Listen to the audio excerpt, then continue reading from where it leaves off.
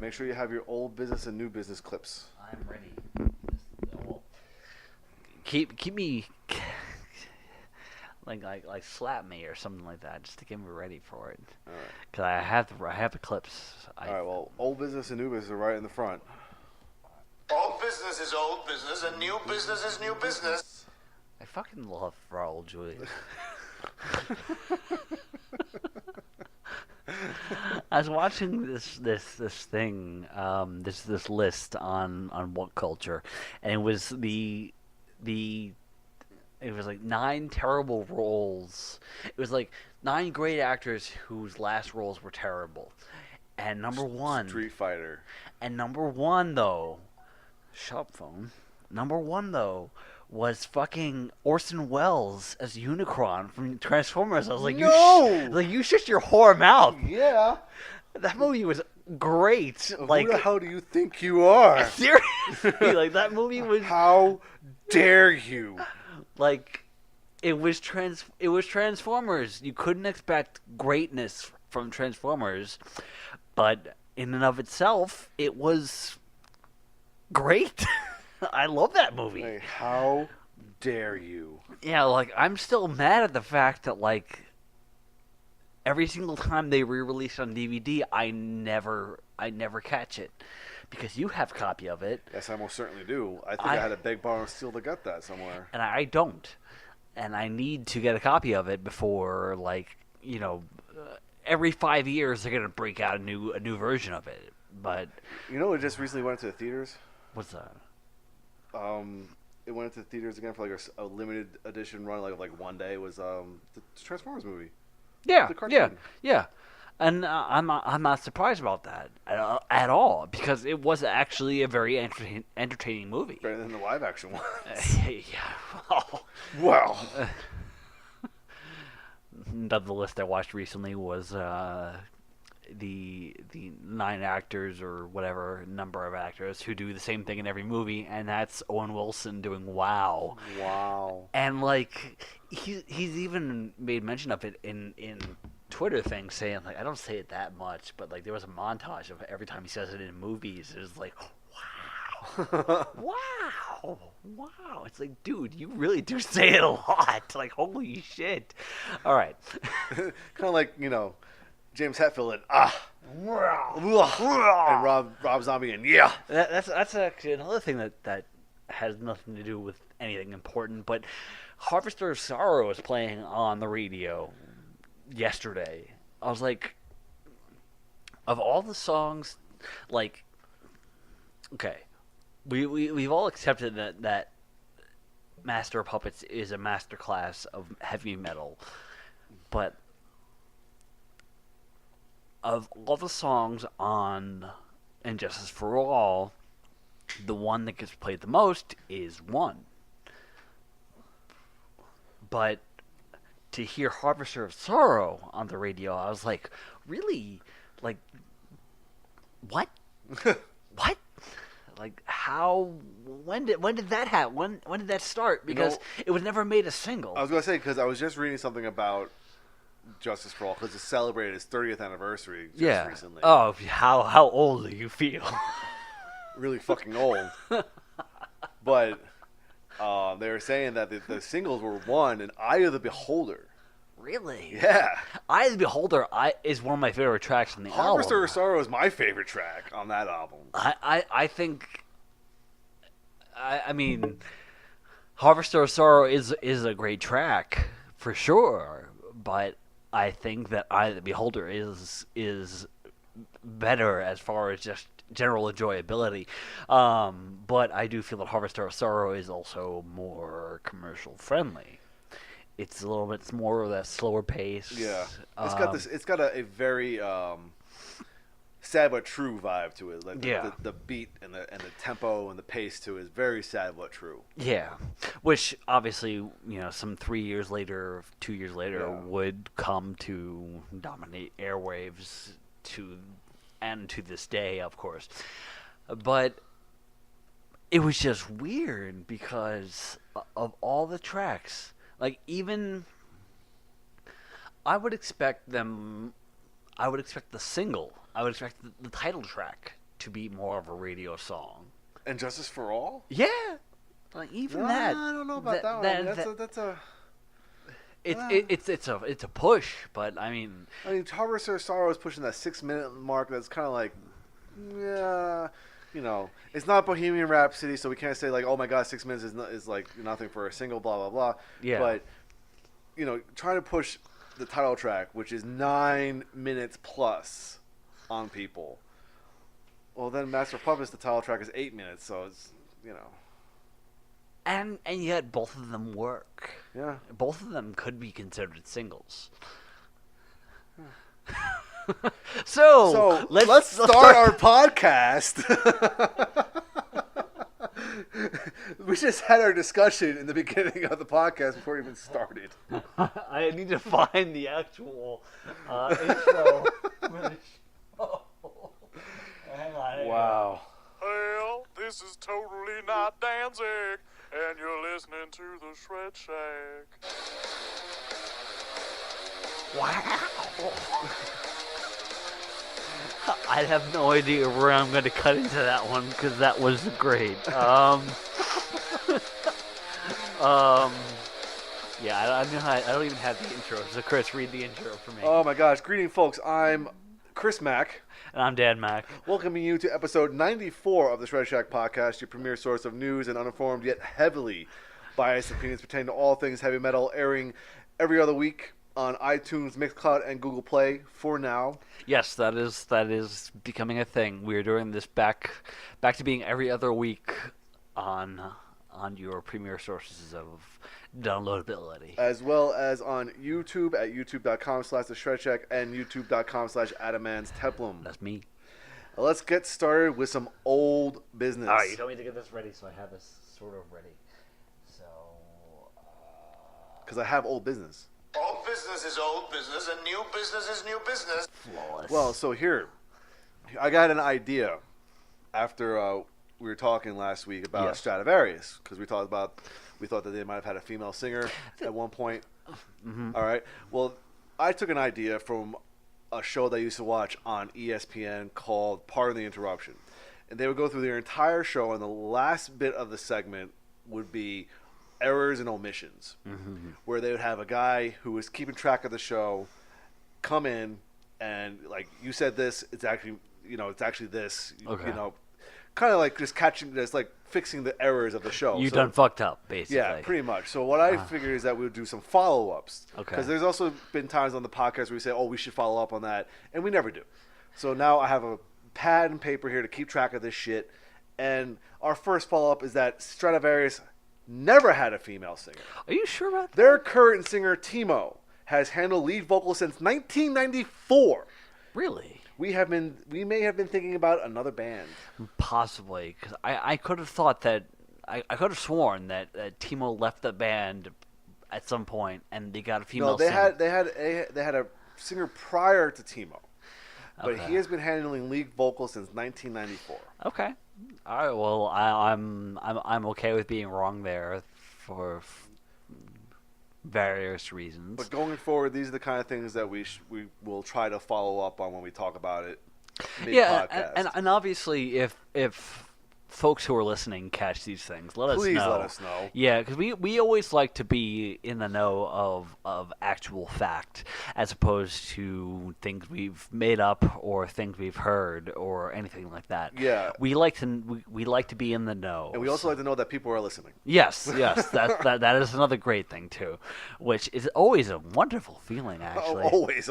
Like- Hey, well, I think it was as of after our last podcast 2 weeks ago, we did cross the 900 likes mark on our page. Yes, we did. We are aiming for 1,000 for this year. We are hitting the end of August, so we have 4 months. 4 months. September, October, November. So we'll see how that goes. But I think that with our videos on Nightwish and Ghost, two high-profile names, I think we should definitely score some. Well, we're up to 905 right now, so Yeah. feeling good about that. Yes, it's actually been very very nice to watch our, for lack of a better term here, our empire grow.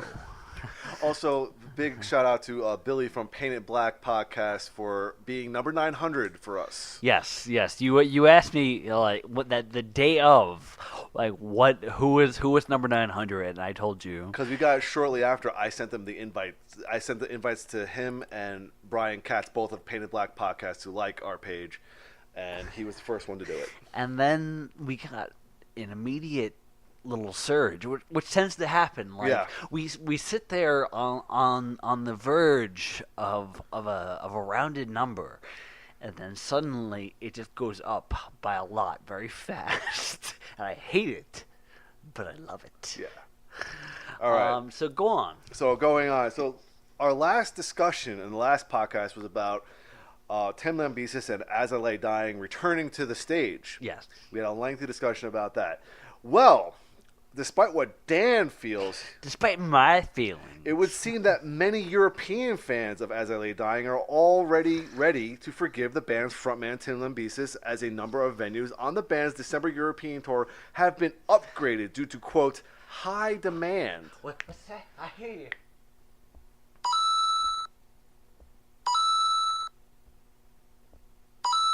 I hear all the coins. I hear the dollars being spent on seeing this show. Well, here's the other thing about this, is that much like the European leg of the upcoming tour, dates have begun to sell out for As I Lay Dying's North American tour. Okay. The band have announced that their shows in Phoenix, Dallas, and Pomona have all sold out in advance. Again, I'm not really surprised for the following that the band had. Mm-hmm. I'm not surprised that. And the controversy that comes with the band now. Yes, I'm not surprised at all that they would sell out these places tour. And again, we don't necessarily know what places they're selling out. They could be smaller places. Well, I mean, considering that the place that they're playing here in San Antonio, I never heard of. I mean, it might be even smaller than like. What's the place here in I San don't Antonio? remember. Okay. But it's not like they're playing the Rock Box or Alamo City Music Hall or Aztec Theater, or even the Majestic. They're not playing any of those places. We had Pete here last week for SummerSlam, and I asked him if he had ever heard of the Guillotine, which becomes kind of this premier death metal, harsher metal venue for San Antonio. He's never heard of it. Huh. But is it up and coming? Is it like... I think I had never heard of it until recently, and the only reason I've ever been to it is because it is now the home area for heavy metal wrestling. Oh. It's where they do their shows. But I haven't yet to see a show there. Right. But I was like, how could this be that, this fan of heavier style of metal had never seen this venue? Well, there's maybe a band that maybe he's just never seen a band that he likes there. Yeah, perhaps. I mean, even the venue is like it's the upstairs of a different place. kind of like Bonds. Kind of, but Bonds at least has their name on the outside. Yeah. Like when we went there the second time, there was a guy there with his kids to see the wrestling show, and the bar itself is called Silver Dollar. Uh-huh. But if you go upstairs, it becomes quote unquote the Guillotine. It's weird.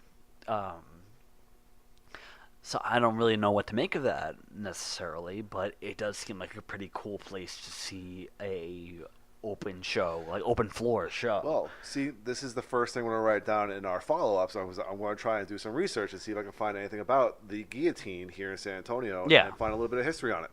Yeah, it has to be fairly recent because, like, even when I was keeping my ear to the ground as much as possible, like, it never came up. Right.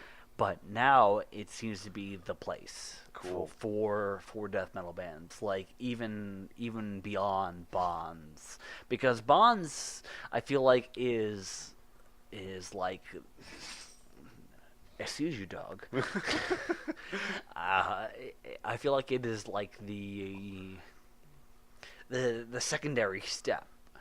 Whereas like the guillotine is the first step, bonds is the second step for a lot of these heavier bands. They have a lot of those the logos you can't read. Yeah, That's those. where a lot of folks go is bonds, and that's where a lot of folks seem to be going is the guillotine. And that's new to me down here in San Antonio. So hopefully your research will be. I'll do my best. Be fruitful. All right. So, Last bit of old news here is still talking about the Eyes of Light Dying. One of the things that we talked about is like who would take a chance promoting this show, what venues would take a chance taking this show on. But one thing we never talked about is who would be on this tour with them. Who would be the support acts? So it was later revealed that Era is a band called Era, so ERRA, and Bleed From Within have been confirmed as the support acts for the European tour. The North American tour has not been confirmed yet. I was as far as gonna say, I know nothing about these Neither do I. bands at all. So, but again, it was just a something left over from our conversation from the last podcast. Okay. I can't say much here or there. So. All right. So now, clip. New business. New business. And this is new business, and we do not discuss new business until next quarter. Thank you, Raul. We were just saying that Raul Julia is kind of awesome. Yeah, just a little bit. Yeah. Especially as Gomez Adams. Yeah. That those even the second movie, which is funny because like I mentioned Adam's Family Values to Lindsay, I feel like she knows that one better, and I don't. Well, we actually watched the first one. We watched the original. endlessly Yeah, as kids, we watched the original a shit ton. Yeah, we did.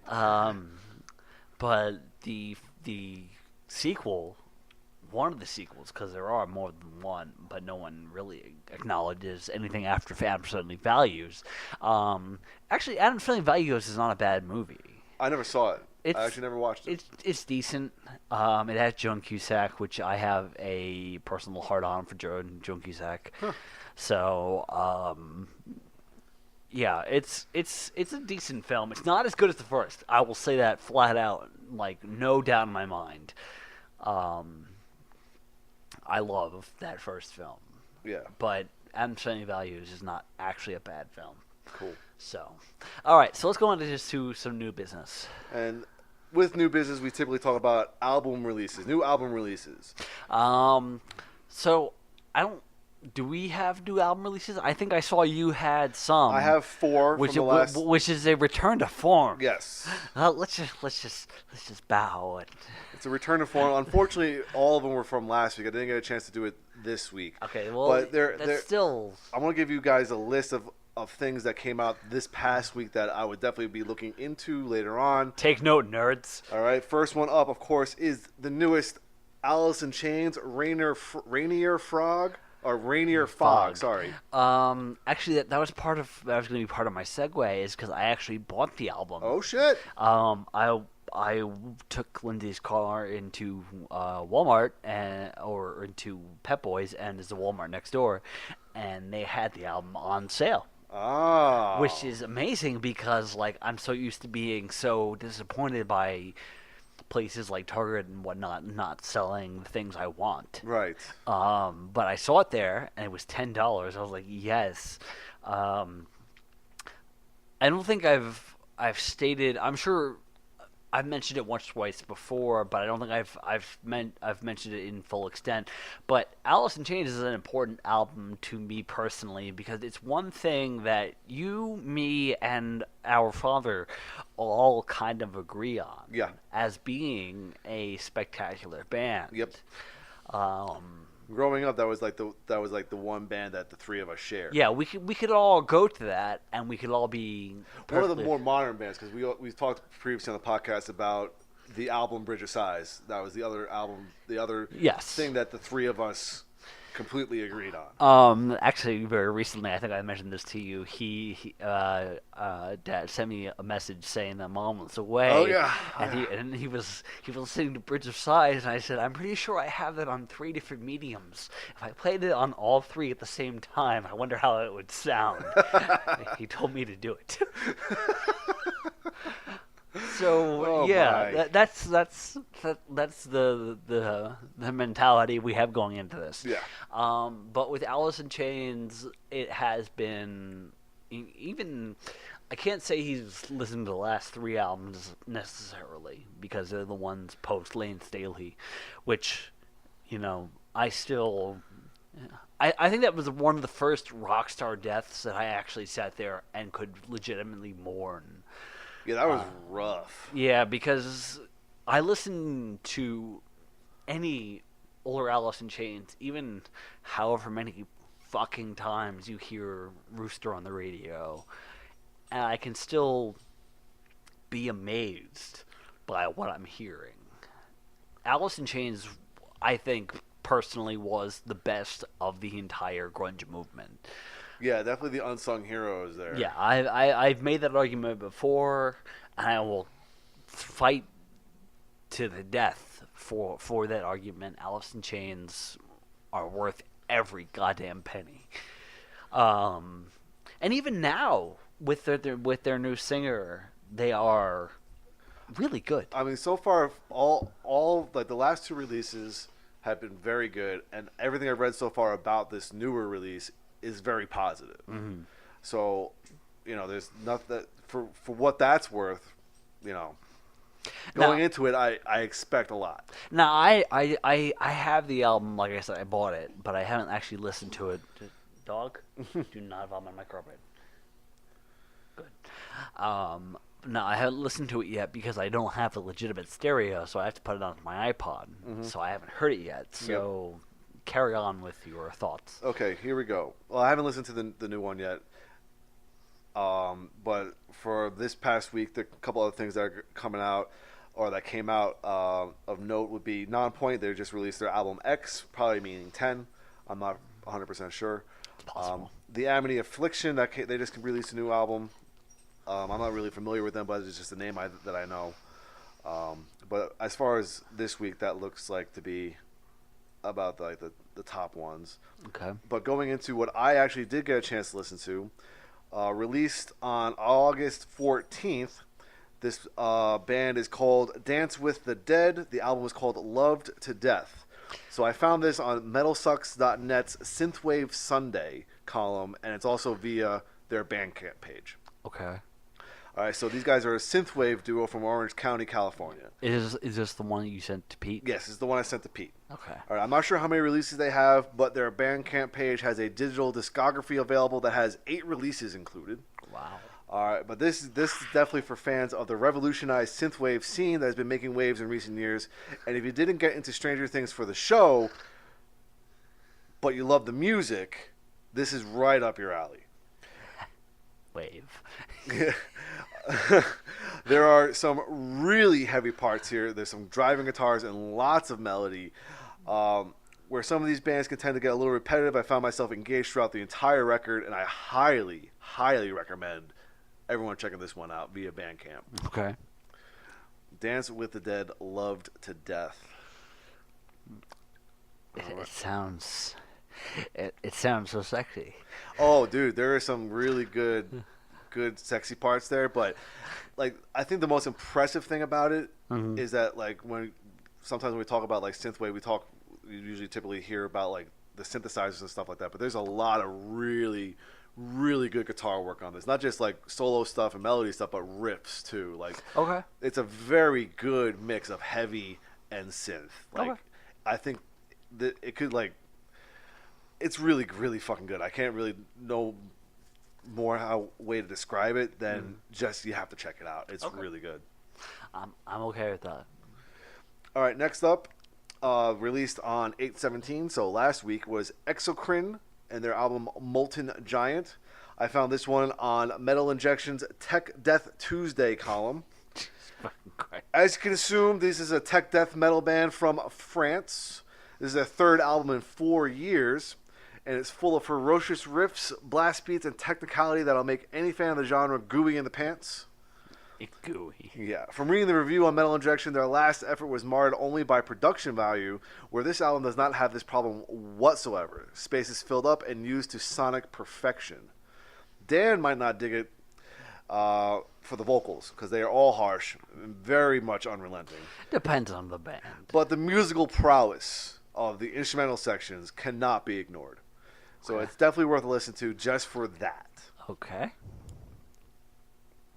All right. Just trying to fill in all of my categories here. So I got myself a synthwave band. I got myself a technical death metal band. Next up, also last Friday, August 17th, a band called A Dying Planet released their album Facing the Incurable, and I found this one on Metal Underground.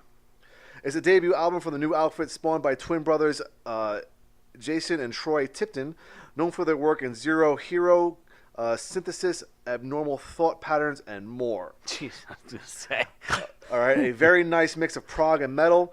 There are some really heavy sections that kind of remind me of Nightmare World, who we reviewed way back when. Yeah. But then there are a few mellower parts in the likes of, like, Yes. Really? Clean singing throughout, so much more approachable for music fans like Dan who prefer more melody and vocals.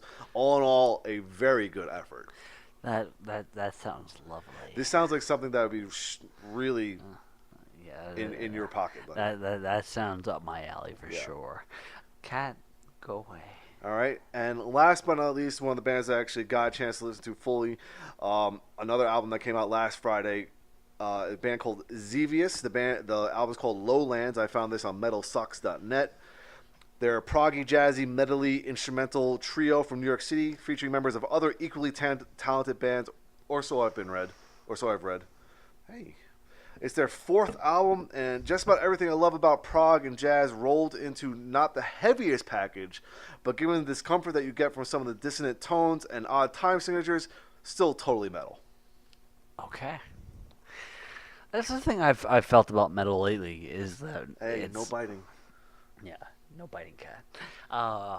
Is that the prog side has found its way into the jazz side, and I can't argue with that because in its most commercial ways, like for lack of better example here, Ghost and the new album Prequel and Miasma, where they end one of their best tracks with a saxophone solo.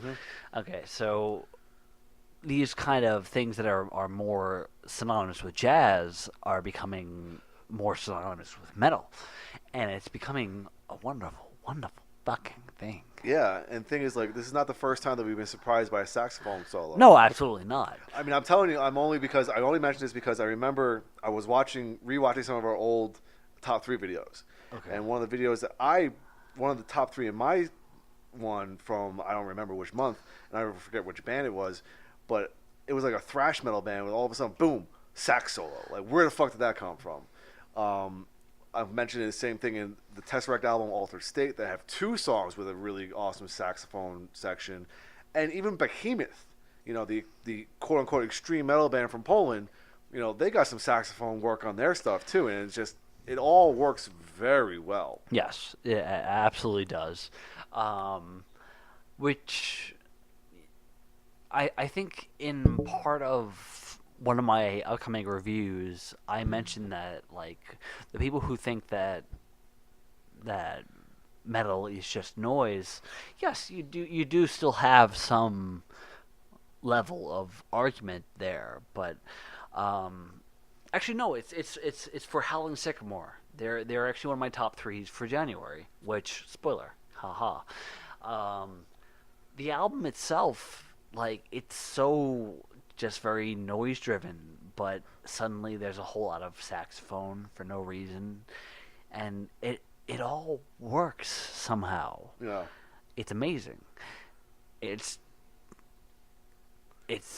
basically if I'll describe the Howling Sycamore album as basically if Rob Halford in his day which is still to this day. Yeah. Whether You mean you always. and we will argue this if somebody has to fight me. But even in the 80s, it's like Rob Halford in his prime fronted an extreme metal band. That's how this band sounds. It's amazing. Like, it's scary amazing because it shouldn't work, but it does. And that's what I like about metal, is that it's always able to evolve. Whether or not the fans of it really want it to, it's able to incorporate these other things and still be very good. Especially if it's going to be an instrument that doesn't really, quote-unquote, belong, like a saxophone. So, that's what I love. So that's it for new releases I actually listened to. But new things to be looking forward to in the next 2 weeks. I got Loudwire's little list here from for 2018. Okay. August 31st, we should be looking forward to some Alice Cooper. He has a Paranormal Evening at the Olympia Paris coming out. That's got to be a live DVD. Yes, it is. DVD, album, whatever. It's still alive. I heard the last album, and it's good. It's Alice Cooper. Alice Cooper, I think, is timeless. No matter what time period you're in. Even if I hated the last album, I'd say go pick it up just because it's Alice Cooper. He's yet to do drastically wrong. So. All right. We also got a band called Conan, who we covered here before. They have a new album called Existential Void Guardian coming out next week. Omnium Gatherum is coming out with a new album, The Burning Cold. Okay. Udo has his album Steel Factory coming out next week. Is that a new album? I Or believe it is. Really? I think. All right. That's for next week. But the week after that, September 7th, is a big one because we have Alter Bridge, who is releasing their live at the Royal Albert Hall. I believe this is the one they recorded with the orchestra. Really? Because Yes, sir. That's kind of right off the heels of their other live album that they released. I'm pretty sure this is the one that they recorded with the orchestra. Cauldron is another band that we've covered here before. They have an album called New Gods coming out on September 7th. Clutch, Book of Bad Decisions. They're always a good listen. You got Corpaclani. I'm not even going to try and pronounce their album title, but they have a new one coming out. Yeah. All right, next up, we also have Metal Allegiance. This is the supergroup featuring in its ranks Everyone. Mike, I Can Play That Portnoy, and Dave Ellefson of Megadeth. But their album Volume 2, Power Drunk Majesty, is coming out on September 7th. It's called Power Junk. Drunk. Oh. Power Drunk. I think you said Majesty. Power Junk Majesty. No. That's Deadpool. That sounds like a booty record. Yeah. Booty time. We poop my balls. Nashville Pussy is releasing an album called Pleased to Eat You. Pig Destroyer is coming out with a new album called Head Cage. Saxon has their new album Thunderbolt, the Tour Edition, coming out, as well as Suicidal Tendencies. Still psychopunk after all these years. That's probably like a revamp album. So we got that all coming out in the next 2 weeks, and we'll see what other underground stuff we can come up with in the meantime from my Facebook pages that I follow. Yes. It's actually a lot of stuff coming out. Yep. Actually, as one of the hardest parts of doing the top 3 videos is trying to keep up with everything. Obviously, we haven't made a top 3 video in a while, except for my December one. But even the January one, I know what my top 3 for January is, but they're so good. It's hard to really, decide on what to say about them. I think I mentioned one of them to you. One of them was Hive Mind. I said it was it was a cross between Symphony X and Seven Dust. It's like how do you verbalize the liking of that? It's hard. It's very, very fucking hard. It is difficult. Yes, because holy shit, between Seven Dust and Symphony X, that's a lot of That's a lot of love right there. Yeah, that's a lot of blood to the dick. A whole lot. Yeah. So it's hard to really minimize it And narrow things down. Yeah, exactly. But January and February we're narrowing down so I can get into March. But even then, like every month this year has had a significant amount of great albums come out, and it's difficult to catch up. So I'm hoping that I can get through that real quick, real soon, and we can get back to doing things on a timely basis. But yeah, I'm hoping to kind of join back up in the beginning of next year. But even then, it's like it's for good reason because these things that are coming out are so good. Yeah. So, so let's carry on to the news then. Well, what else have we been listening to this week? Oh well, mine will be quick. Oh, go ahead. I've been doing my iPod and Shuffle, which I actually got to a new record, which was 135 songs on Shuffle. Out of the 32,000. I was going to say, like, how many thousand? Out of the 32,000 that I have. My iPod, my main iPod, is actually my entire CD collection, for the most part, and then some. So 135 is a lot. So between that, the new Ghost album, which we are currently reviewing, actually once you leave, I'm probably recording my part for the next video review. I love that album. It's really good, and I'm mad. And I'm mad that it's so good. Why don't you tell me the cheese was so good? I mean, yes, that's almost exactly it, because, like, were their previous albums similar to this? You know what? This album, it really is a culmination of, like, the last, like, couple years. Because, like, their first album was very much kind of, like, lo-fi. You know, you can see, like, the beginnings of where they are right now. The songs are catchy. You know, the Satanism and the imagery is very much in your face. Far more in your face than I think it is now. But then, like, with each subsequent album after that, you can just see the progression of them tightening up their sound, getting thicker sound, because they, like I said, they were a little lo-fi in the beginning, but their rhythm section has just become something of a force. The guitar, the people who play guitars on each subsequent album might not necessarily be the same people because they're always the nameless ghouls, but they're getting better. And the songwriting as a whole is like leaps and bounds better. I will say that the new album prequel is cheesy as shit, but holy hell, is it really fucking enjoyable.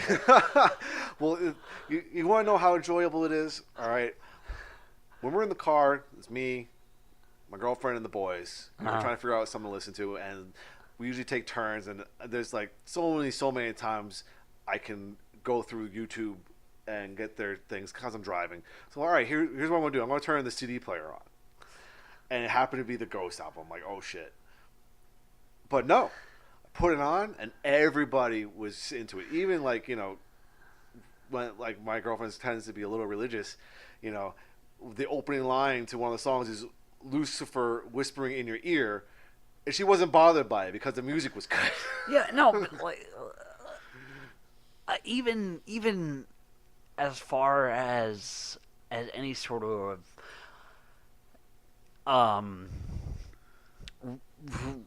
religious person goes, that is, you know, like I know that in the past Ghost has been fronted by the evil Pope and so on and so forth, but I barely get that feeling from this album.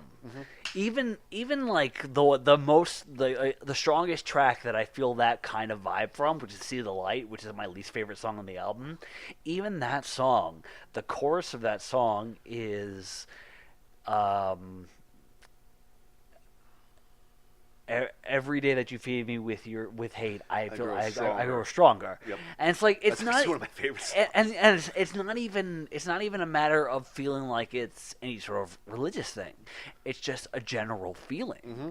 It's a general thing, and And I think that's what the strong suit of the band is now. Is that now that a lot, like I mentioned last time, Yeah. a lot of the mystique has been torn away. yes, We absolutely. all know that Toby the Sexy Magician. Yeah, Tobias Forge is the sexy magician. We know this now. Yes. And the fact is that now when he does interviews, he does I am the man behind I am the character leading Ghost. Yeah. And he says it's a character. So it's now again the mystique is pretty much gone. And they're free to do to make it more of a show and more of an act. It's in a similar way that wrestling has been. Yeah. It's that we've torn away that veil. There is no hiding anymore. This is technically fake, and yet we are putting on a show for you. Yeah. So stop trying to ruin it. And we're going to do what we can to entertain you because that's what we do. And I think Ghost has just stepped up that level to being one of the next big bands out there. And I think in the next 2 or 3 records, if they last that long, they could probably strip away all of the satanic stuff and just be a really good rock band. They don't even, again, with this new album, there's barely any sort of thing know. that I can really say is satanic. Yeah. It almost seems like if there's any sort of Satanism to it, it's more for a storytelling thing. Yeah. What's track 3? Faith. Track 3, Faith, seems to be more about telling a story about a person, a character, a being who is above law and order, and the lines like the accuser sends a bill and whatnot. It sounds like it's above character and it's just telling a story. They don't need that satanic. Yep. That satanic edge, which I don't think metal needs that at all. Personally, I don't think. I mean, if that's your thing, fine. I know that King Diamond is a member of the Church of Satan, but if that's your thing, then that's fine.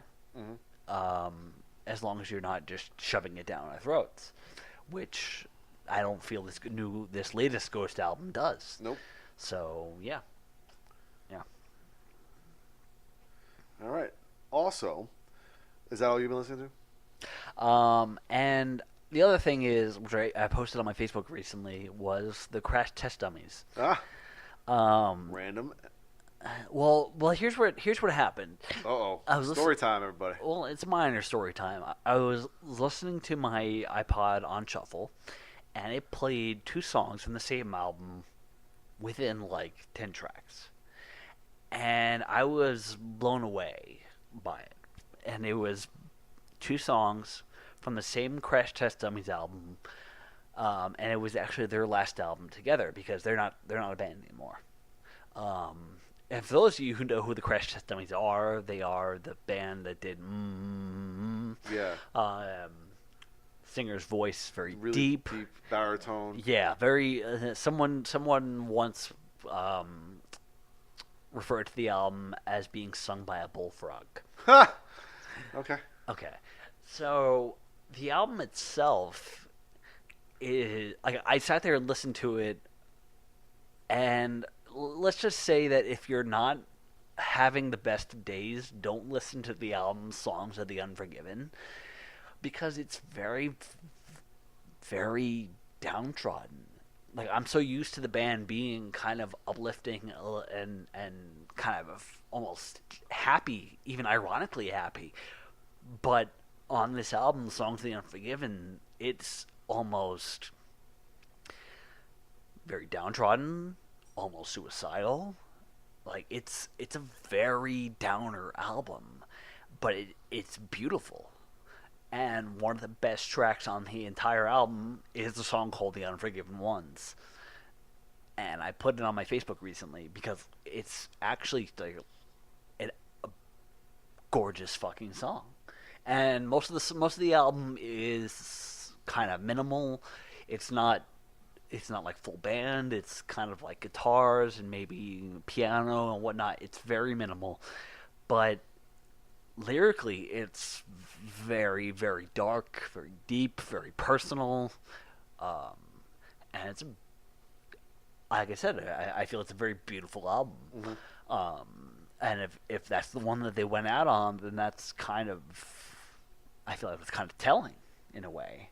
But it's definitely one that even people who I don't think are fans of the band should at least take a listen to the song, the one track I mentioned, just because like holy shit, like that's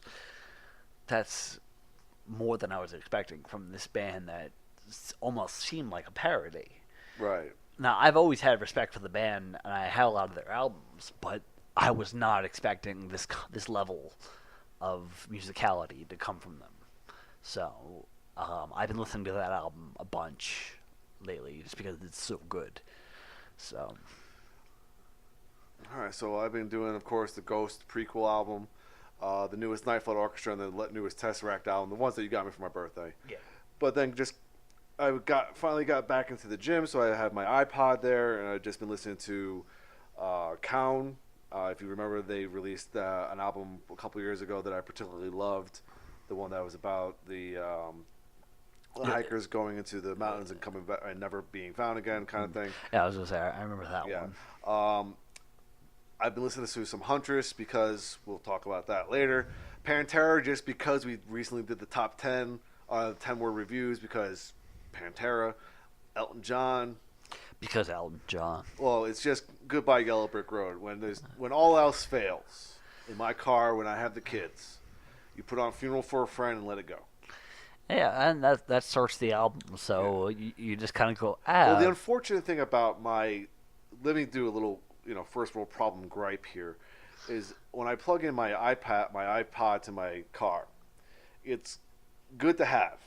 Okay. But the only problem I have with it is that when you go to like an album, it doesn't have the songs or play the songs in album order. They play them in alphabetical order. But that's something you can probably fix. I don't know, but it just bothers me. So instead of doing the alphabetical, I just put everything on shuffle. Okay. So, whatever. So it's a different mix every time I listen to the album. Okay. Which sometimes bothers me, sometimes doesn't, but whatever. I was gonna say, Funeral for a Friend has got to be one of the first tracks on the album. It is the very first track on the album. It's also the first track I start with. Yeah, I was gonna say even and alphabetically. Then it just goes from there. Yeah. Killswitch Engage, Gojira, Catatonia, and Queensryche. Just listen to whatever I got of theirs. So. Queensryche, I'm okay with. Well, I listened to some Operation Mindcrime this morning. Of course you did. Of course! Because it's perfect timing, because the album ended and my workout ended at the same time. So I was like, hey, that wins. Yeah. But that's it for album releases and music stuff. If you would like to go into general news, we'll get the bummers out of the way right away. Yeah. Just let me down right now. All right. Well, I have obituaries. Oh my god. I'd like when you have a separate section for obituaries, it's like, man, dude, 2 weeks. We can't go 2 weeks. I have 5. Can we have nice things? No, we can't. Especially because we didn't. I don't think we had. The only death we talked about was Vinnie Paul's death on the last one. So we've made up for lost time apparently here. Fucking Christ. So first off is Huntress singer Jill Janis. She died by suicide. That one, again, I'm not a really a big Huntress fan. I thought but they were great. I do recall this, like them quote unquote breaking up for a brief period or something like that, Yeah, or well, like her leaving. She was only 43 years old, and she was very open over the years about her battles with not only mental illness in the form of bipolar disorder, schizophrenia, dissociative identity disorder, and alcoholism, but also physical illnesses in the form of cancer. She was diagnosed with uterine cancer in 2015 while Huntress was working on his third album, Static. She was eventually declared cancer-free after undergoing a hysterectomy. And then I believe it was either last year or the year before, I don't remember, but we talked about on the podcast how she was leaving the band. Yes. But then her guitarist who's also her boyfriend, decided no, she's not leaving the band. She's not well. She just needs help, and she needs to, kind of get back into where she needs to be. And again, she's struggled with these for a very long time. Yeah. And again, bipolar, schizophrenic, dissociative identity disorder, and alcoholism on top of it. That's a lot of shit. I'm sure it was a lot for the band to deal with personally, but I'm sure it's a lot more for the person who's actually suffering through it to deal with. Mm-hmm. Any person who is struggling with mental health, definitely seek help. Like, that's not me saying it as a sympathy thing. It's basically, you're not alone, but if you're struggling, you need the help. And we've had a very unfortunate rise in the past year. Yes. Considering Chester Bennington, Chris Cornell, Jill Janis, and a couple others.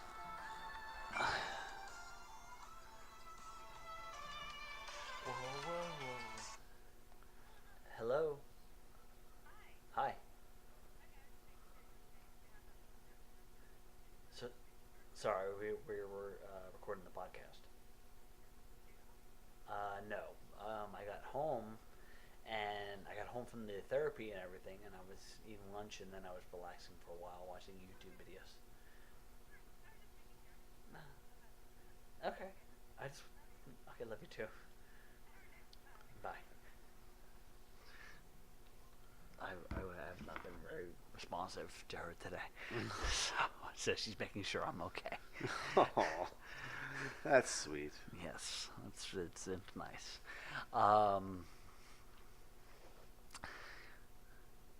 So yeah, despite that interruption, yes, anybody who is experiencing any level of mental struggle should seek some level of guidance. I'm talking on a personal level here. I would have personally had a problem with it I personally had an issue with seeking any sort of help for a long time, but it definitely has helped out. So anybody who needs that level of quote unquote clarity, go do it. Simple as that. Because we don't enjoy reporting on this kind of shit. No, it's not. No, it's actually quite terrible to have to sit here and say this. So we want the best for those who deserve it. So carry on. All right. Former Annihilator frontman Randy Rampage passed away on August 14th at the age of 58. The singer, whose real name was Randall Desmond Archibald, was also a founding member, bass player, and occasional vocalist for the Canadian hardcore band DOA. Rampage appeared on Annihilator's debut album, 1988's Alice in Hell, before leaving the band. In 1999, he returned to the group and recorded one more album called Criteria for a Black Widow, after which he left once again to rejoin DOA. No cause of death has been reported. I don't know why you changed your name. That sounds so metal on its What, own. Archibald? Yeah. Randall Archibald? Randall Archibald sounds like a fucking metal ass name. What are you talking about? Damn. Now all I'm thinking about is Archibald Witwicky it was the grandfather in Transformers. Okay, Yeah, I ruined it for you. You're welcome. Yeah, you know what? We were talking. Yes, I know. We were talking about Transformers before. You got the touch. Man. You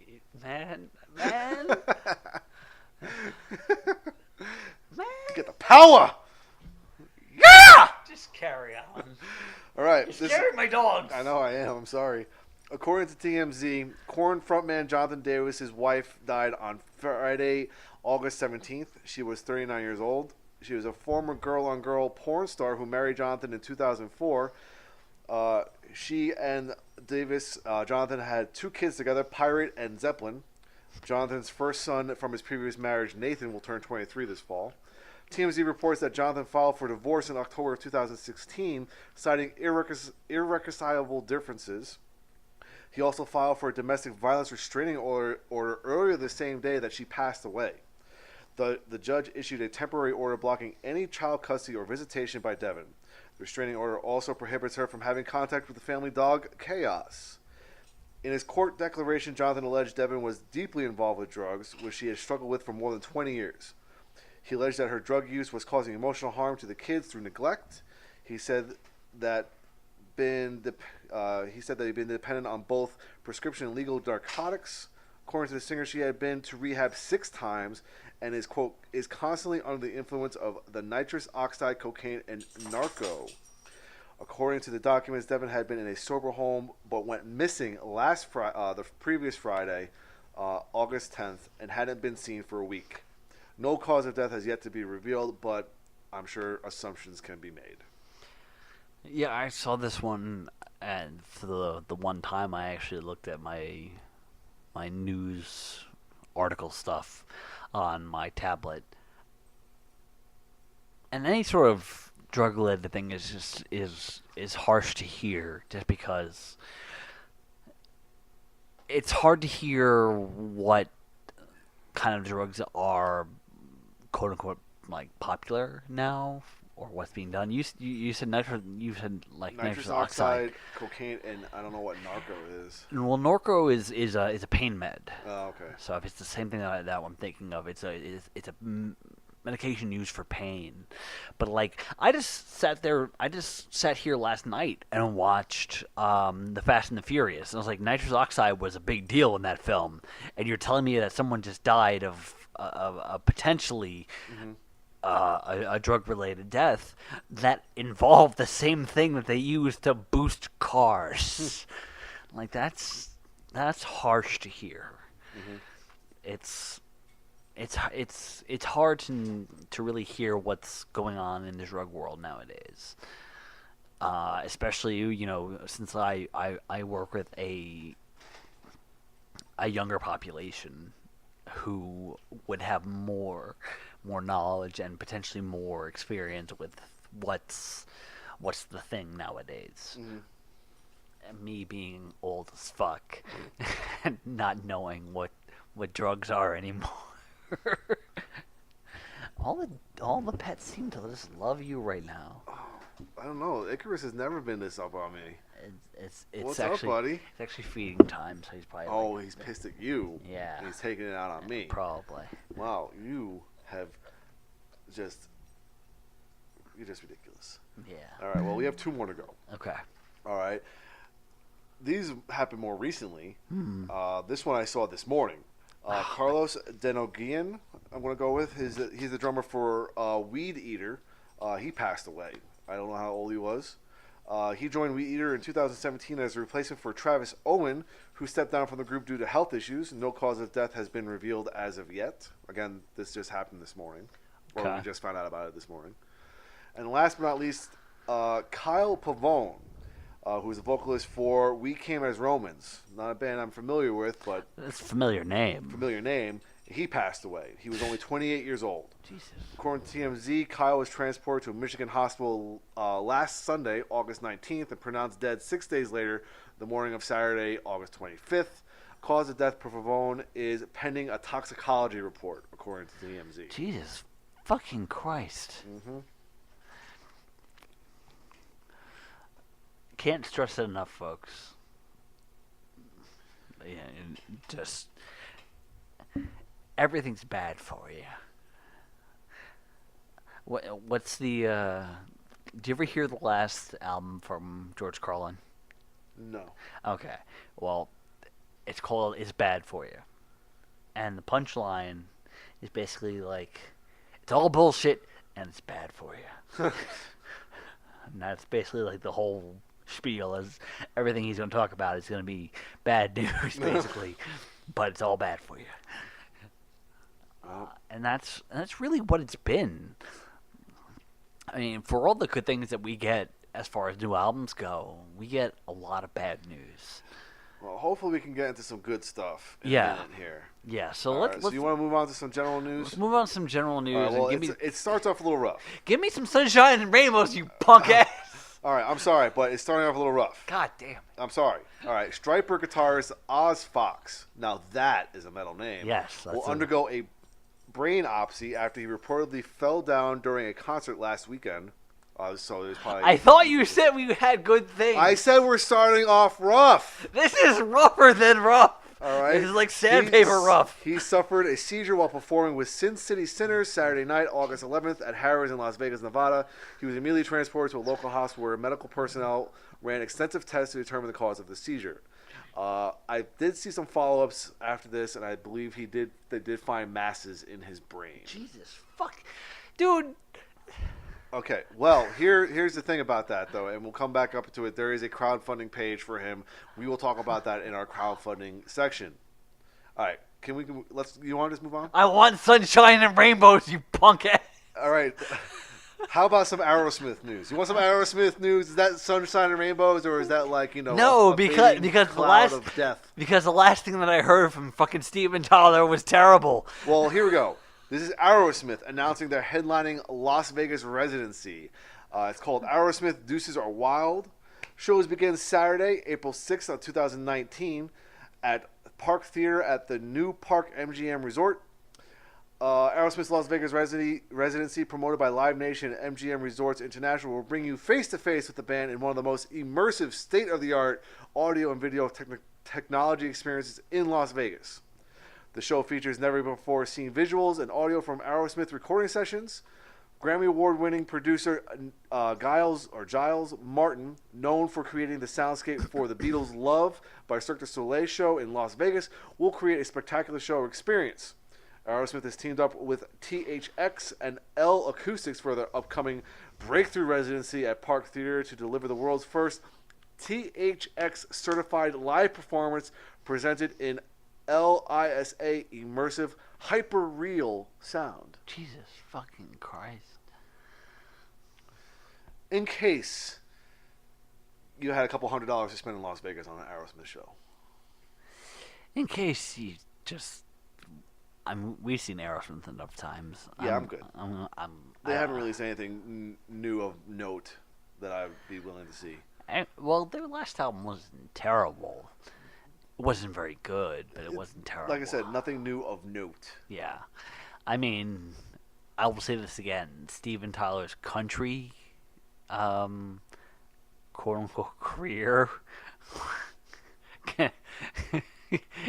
can get 10 tons of fucked.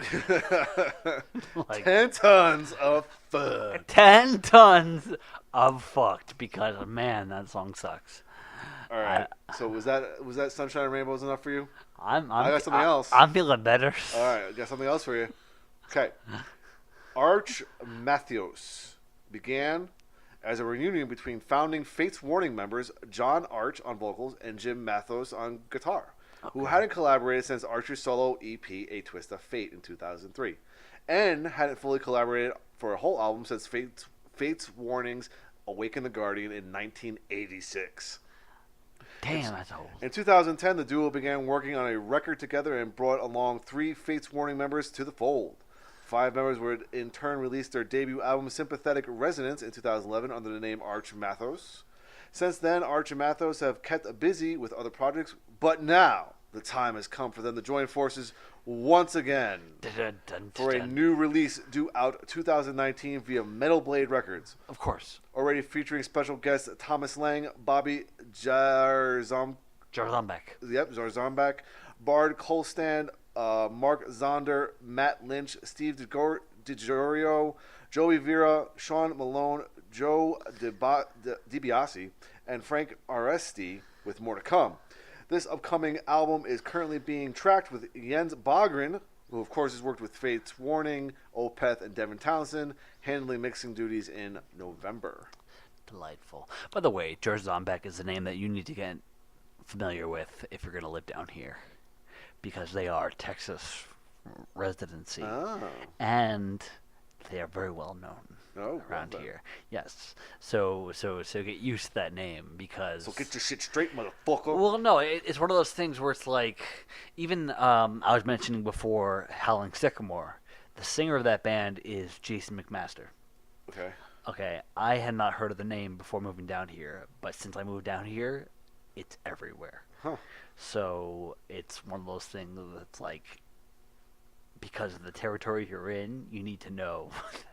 Jarzambek. Jarzambek is the family. Like that was part of Halford's backing band when he first became Halford. Oh, okay. Yeah, so yeah, the family name is well known, and around here especially, they are names. Well, seeing that we're talking about Halford, let's just go right to the next one, because Rob Halford has revealed that Judas Priest is planning to mark the band's 50th anniversary in 2019 with a special celebration. Who's feeling old? You old as fuck, bro. Yeah. As a matter of fact, I believe today is the Metal God's 67th birthday. Which is fine. No, he hasn't. I look older than him. It's also true. He looks mighty good for 67. I know, right? All right. looks good. All right, we're not done yet. All right, he says, he's quoted as saying, "Yes, we are." He told Sarah Parker of Philadelphia's 93.3 WMMR radio station in a new interview. "We're already having these discussions even now. And again, we're having these discussions every now and again in the band and with our label and our promoters and management. We have some ideas, and when we get close to solidifying something, we'll let you know." The thing is, like, a band like Priest and a musician like Halford, they don't need to prove anything at this point. 50 fucking years. Okay. Half a century as a band. Jesus Christ. Yeah. I mean, they have nothing to prove at this point, so they don't have to do anything. They don't have to celebrate the 50-year anniversary of the band. They don't have to celebrate any milestones at this point. They don't have to release new material, but they still do. They don't have to do a goddamn thing, but they still do. And if you don't appreciate that, then go fuck yourself. The question will be, will they get KK back for the 50th anniversary? I don't even think there's a need for that. Like, you don't need to have the original, the quote unquote original. I was going to say, because from what I read, the only quote unquote original member of the band, the founding member of the band that's still in the band, is Ian, the bassist. Yeah. He's the only one. Yeah. Even I know Glenn Tipton's been on every album, but who knows if I don't know personally the origin of Judas Priest. I don't know how far they go back. 69 if they're celebrating their 50th anniversary in 2019. You gotta stop bolstering that sound. 50 years. Oh my god, 50. But like it, I don't have to say it. They have nothing to prove to anyone. They are Judas Priest. Uh-huh. Everyone knows who they are, and at this point, they can leave the game, and that's fine. But it's Judas. It's just 50. Holy shit! I'm only 32, right? I don't even know. For now. Oh, 2 months from now, I might be older. I don't know. You're suddenly older. I don't know. I can't recall when that happened. Yeah, 3 weeks ago that happened. Yeah, it's so funny when the kids see me and they're like, "Wow, Daddy, your beard's getting so white." I'm like, "Yeah, because of you." Your face is about to get so red. I tell the kids, this side's for Gabriel, this side's for William, the chin is for my stepdaughter, and the hair is for my girlfriend. Whereas me, I don't have hair anymore. I lost my hair when I was 20. Oh, okay, moving on. Asshole. Marilyn Manson cut his performance on Saturday night, August 18th, at Cynthia Woods Mitchell Pavilion in the Woodlands, Texas, due to reported case of food poisoning. According to Houston Press, Manson's tour manager escorted photographers from the pit prior to the start of the Shock Rockers concert, explaining that the singer was feeling very ill and did not want his picture taken. Manson, quote, gave it his all during the 4-song set, even though he was, quote, mostly stationary and visibly shaking at times. Upon finishing Sweet Dreams, Manson collapsed on top of one of the monitors. Roadies could be seen on the side of the stage worriedly contemplating on whether or not to assist him. This is not... The unfortunate thing about this is that this is not the first time on this particular tour that this has happened to Mr. Manson. And given his history of substance abuse... Most recent history, yes. Yeah. It's not looking good. The thing is, the way it was worded, which is the roadies were looking on from the side, worriedly wondering if they should be helping out. Like, damn, that motherfucker just fell on his face. I don't know. Is this part of the show? If we go there, is he going to slap us? Is he going to like teabag us on something? Like, what is going on? Exactly. It's like you should be able to know. Like, everyone should be okay. If this is a legitimate thing, if you are actually in some sort of problem, you should let your staff know, because these are the people that are getting paid to help your ass up. Not only that, but like guys like Manson, who are like, you know, again, notorious for like their antics and stuff. They don't just have like assist. They have what they call handlers. You know, people that kind of keep them in check. Or like help them out of situations. The last time that I heard a sentence about handlers, it was from Lewis Black talking about George Bush, and it's basically like what is he, like a circus bear? That's the thing is like that's what a lot of these like rock star celebrities that's what they need, because for some reason they just have no control over themselves. Meat. They need handlers. No, it's not even. I'm sitting here laughing. It's not funny though. Like, if this is a legitimate thing that's going on, that's ongoing, that's not cool, and that's not cool for Manson himself. And that's not cool for the paying customers who are going to pay to see his live shows. That's not cool. Well, the fortunate thing, if I remember correctly, when I read this thing, and I use fortunate as like, you know, a light term here. Yeah. He wasn't the headliner that night. He's co-headlining the tour with Rob Zombie. For what I understand, Rob Zombie was able to go on with his show without a hitch. Okay. The only thing that changed is that on this recent tour, Rob Zombie and Marilyn Manson have been doing a duet of Beatles' Helter Skelter. That's the only thing he wasn't able to perform with Manson, but he was able to perform the song with, apparently the crowd gave him a hand. Which is fine. And in that regard, you have to give lots of credit to Rob Zombie, because if this is not a one-time thing, if this is a recurring thing, then you have to give him a lot of credit for being able to be. The show must go on. Yeah, the show must go on. Like, for lack of a better term here, to show that professionalism and be like, okay, well, this needs to happen. What was it? It was the Metallica and Guns N' Roses thing. When James got burned by the flames. Got blew up.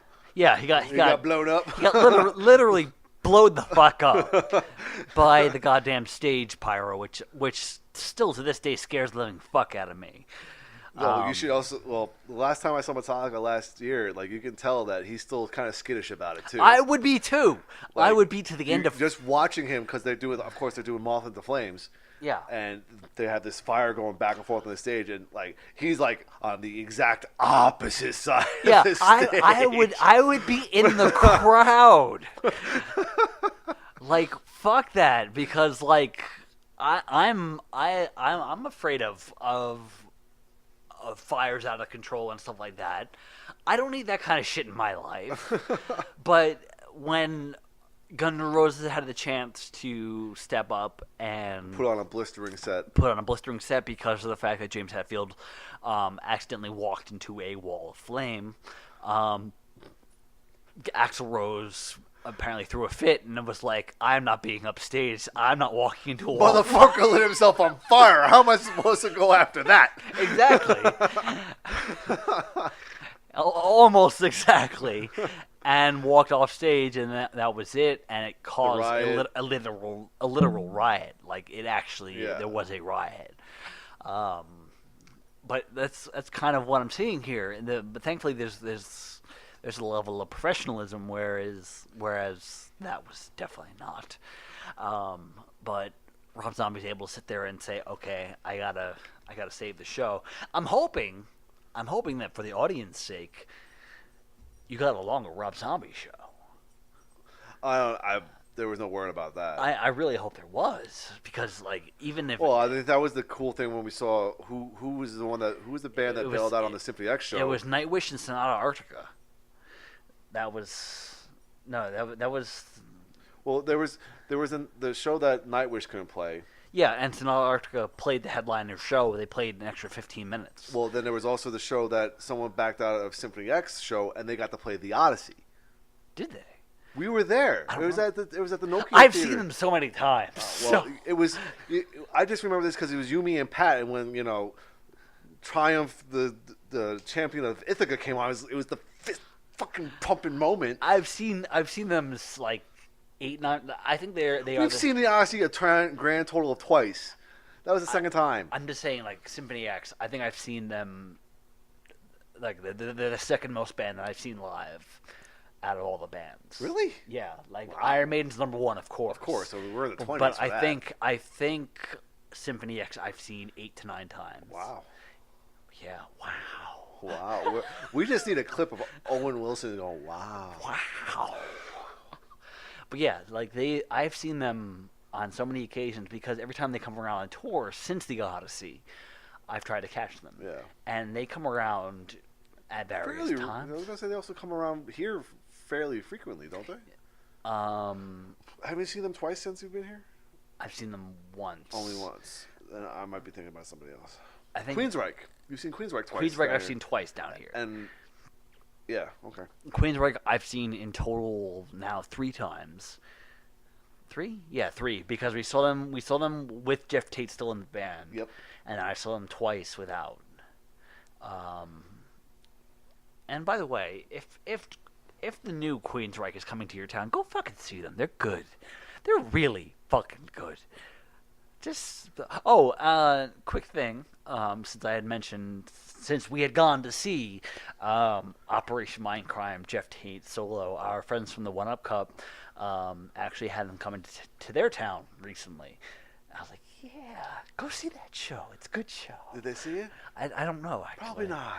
But I hope so, because holy shit, it was a good fucking Yes, show. it was. It most because certainly because was. they agree that it's one of the best concept albums of all time. Yeah, most certainly is. Absolutely. So All right. So we're done with general news here. okay, let's go. All right, let's go into. Remember, this is still a business. Oh God. All right. Def Leppard's current North American co-headlining tour with Journey has already surpassed $50 million in sales. A lot of 50s. Based on box office totals from only 33 shows reported to Polestar. More than 500,000 fans have seen the bands play so far on the 58-city tour, which launched on May 21st in Hartford's XL Center. The top box office count was logged by Denver's Coors Field, which hosted the tour on July 21st and scored $3.8 million in sales from a sellout crowd of 44,928. The final stop on the 20-week trek will be a 2-night engagement at the Forum in Inglewood, California on October 6th and 7th. Wow.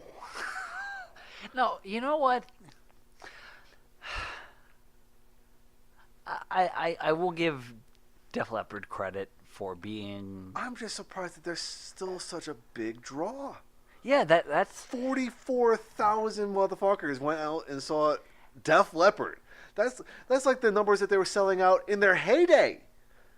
people. And they're still selling it. We have a hard enough time selling out wrestling venues, and wrestling is still a big deal.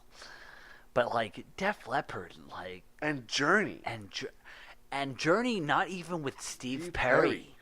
Who's making a comeback, by the way. Yes, I haven't mentioned any of that in our recent podcast. I know he's come out and done some things, some live things, which has been. Well, he's also recorded an album that's coming out. His first album in like a couple decades, apparently. I want to tell you something real quick. Oh shit, Steve Perry. I had this great idea for a video for the Shred Shack, where all it is basically me coming up to you saying, "Dude, I got this great song that we can use as our intro for whatever." And every single time, it's just me covering a song that already exists. And the first one that I thought of was "Worlds Apart," Separate Ways. Just playing the piano intro and just singing a song about the Shred Shack. I was like, dude, that's straight up fucking golden. It would be funny as fuck. All right.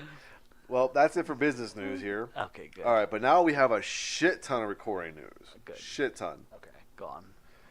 All right. Are you like? Oh, I thought you were like nestling in or something like that. All right. Warbringer released a brand new single called "Power Unsurpassed" as a strictly limited 7-inch vinyl single on August 24th and digitally on August 17th. It was limited to 300 copies.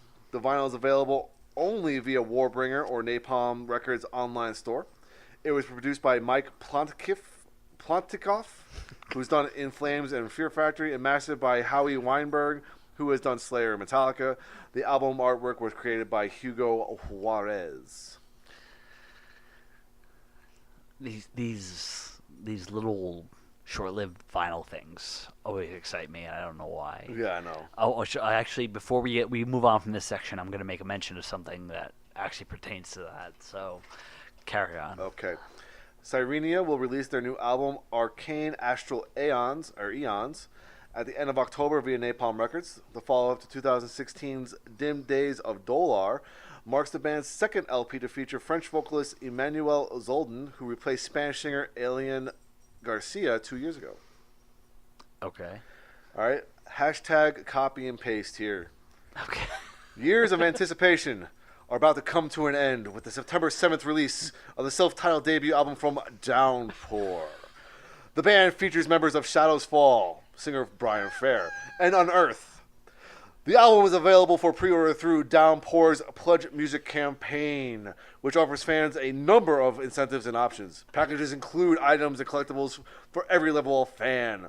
The digital album, autographed copies, vinyl, a signed and handwritten lyric sheet, a signed drumhead, the band performing your house party anywhere in the continental U.S., and the nickel bag of funk, in which singer Brian Fair will chop off a nickel bag-sized chunk of his infamous dreadlocks for the first time since 1995. Give me your tablet. Why? I don't trust you. No, give me your I tablet. don't fucking trust you. Where is this? Okay. Years of anticipation are about to come to an end. September 7th, Shadows Fall. All right, Steiner. That's what you sounded like. A sacrifice. You got a 33 to third chance. Get a nickel bag of funk. The numbers don't lie. They spell disaster for you and sacrifice. That's what you sounded like half the time.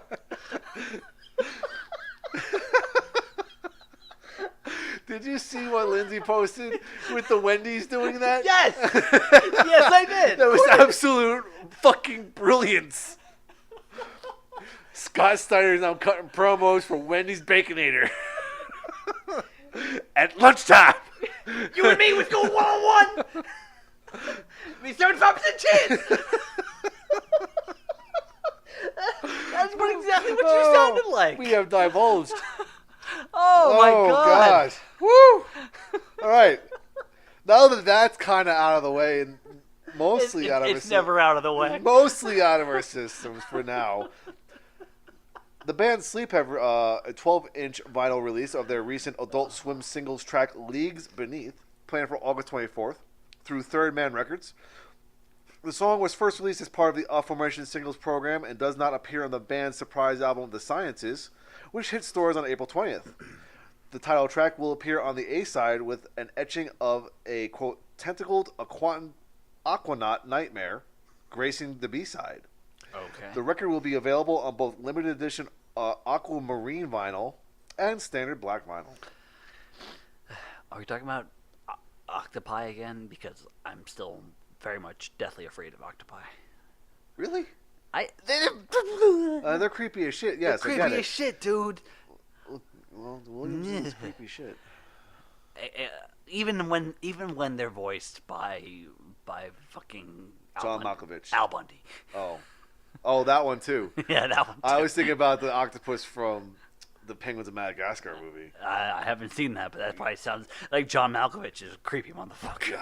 Yeah. In real life, he is creepy. He seems very, very, very scary. I walked past him once on the streets of New Orleans, and he was not happy looking. He didn't seem very happy in life. Have you seen the movie Red?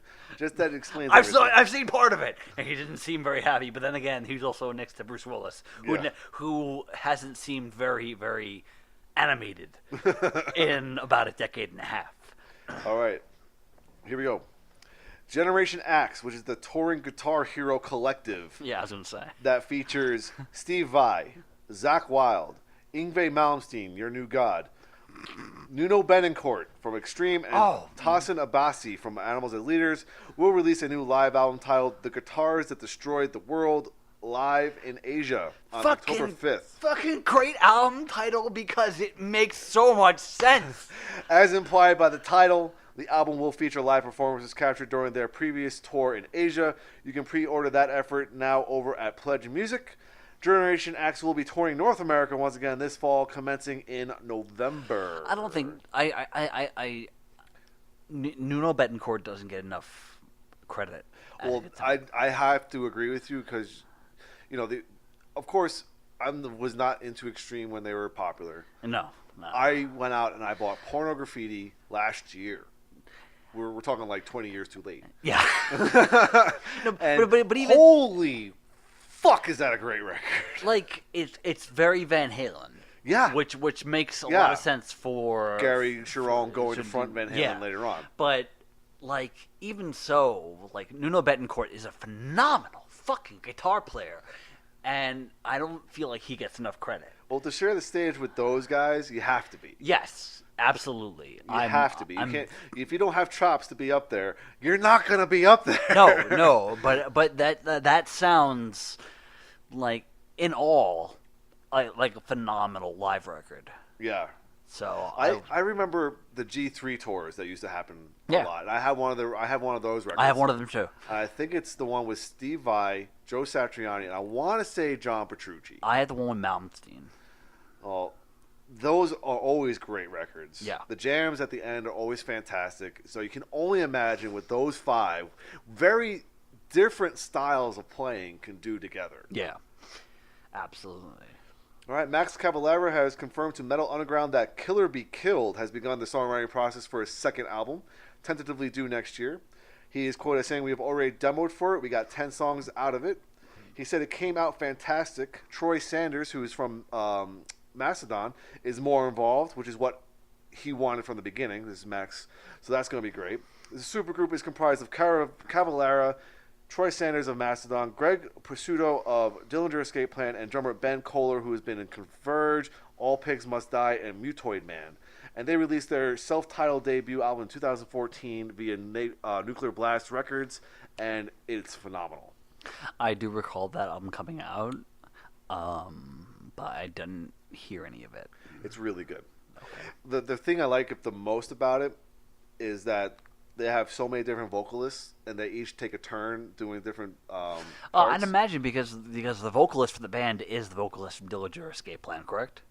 No, he is the vocalist from Dillinger Escape Plan, but the thing is, Troy Sanders is also the vocalist from Mastodon, and Max Cavalera, of course, from Sepultura. Yeah, that's what I'm saying. The combination of ththose three voices is really good. Yeah, that's what I was. You get a different feel from each vocalist, and you can tell when each vocalist is singing, and it's just really good. That's kind of what I was getting at. Is that they have multiple people who are singers in their own right from different bands, not just hey, I play this, but I'm also going to try my hand at this. No, they're known for being singers. They're known for being vocalists. Let's not say singers. Let's say vocalists. Yes, true. But they're known for being vocalists in their respective bands, and they come out with this project with other. It's the same way that I would have treated the Northern Kings now. Right. And back in the time, I was ecstatic about the project, but like even now, knowing the backgrounds of every singer, it's like, holy crap, there's 4 different singers here and they're all amazing. Yeah. So it's like that. All right. Silent Civilian have shared a tease of new material that they have in the works for their next album. I didn't get a chance to listen to it, but the band, who is fronted by ex-Spineshank vocalist Johnny Santos, have launched a $20,000 GoFundMe campaign to help fund their the first new record in nearly a decade, as well as embark on a tour behind it. We will talk about that when we go to crowdfunding. Actually, not a terrible amount. And the funny thing is, well, not the funny thing is, but we talked about Silent Civilian, I think it was earlier this year or late last year, that they were starting to pick up steam again. Yeah. And like they said, this is their first recording in almost a decade. Yeah. And I was a big fan of their first 2 records that are out. I thought they were fucking great. So I would look forward to any kind of new music from them. Okay. All right, next up, The Dark Element was the new project featuring former Nightwish vocalist Annette Olsen and Finnish guitarist and songwriter Jani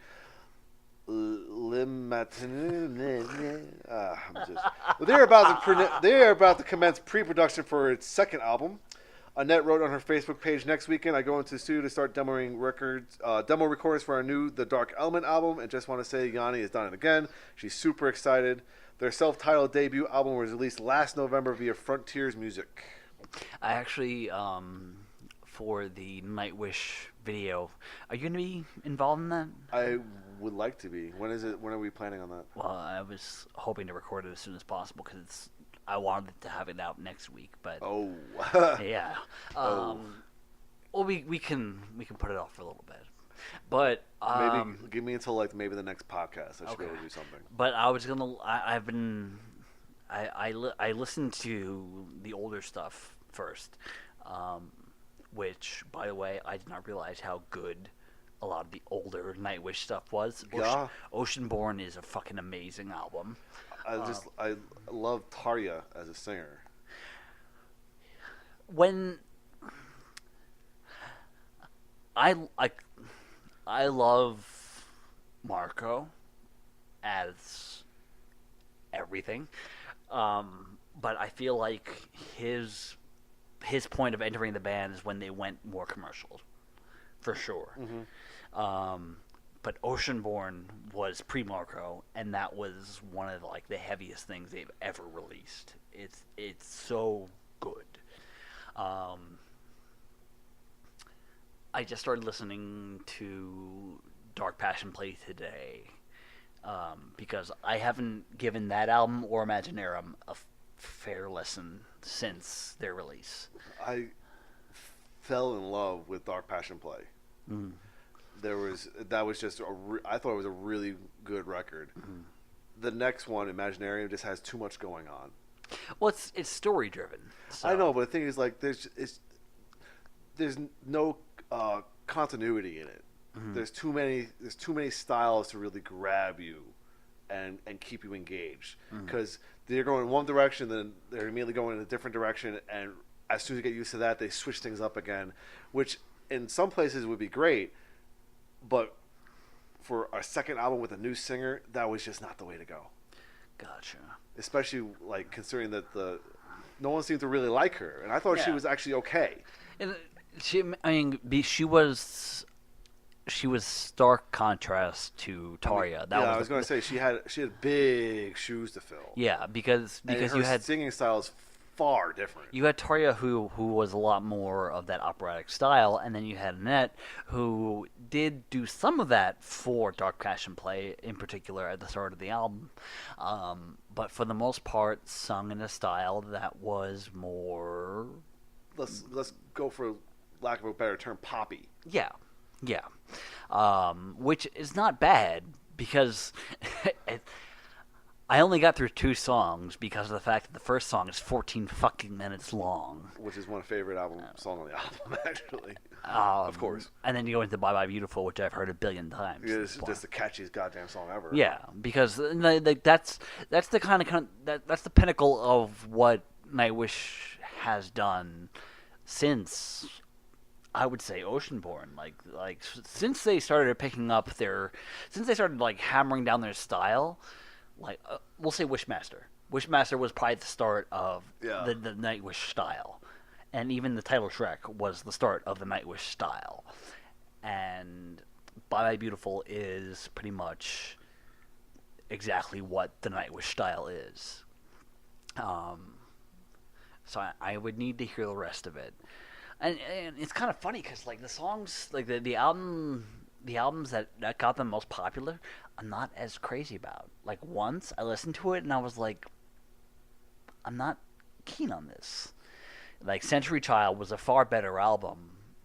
You know, like when if you want to sit here and talk pre and post Marco with the band, like Century Child so far is the best because it's them treading new water and having a good voice behind it. Mm-hmm.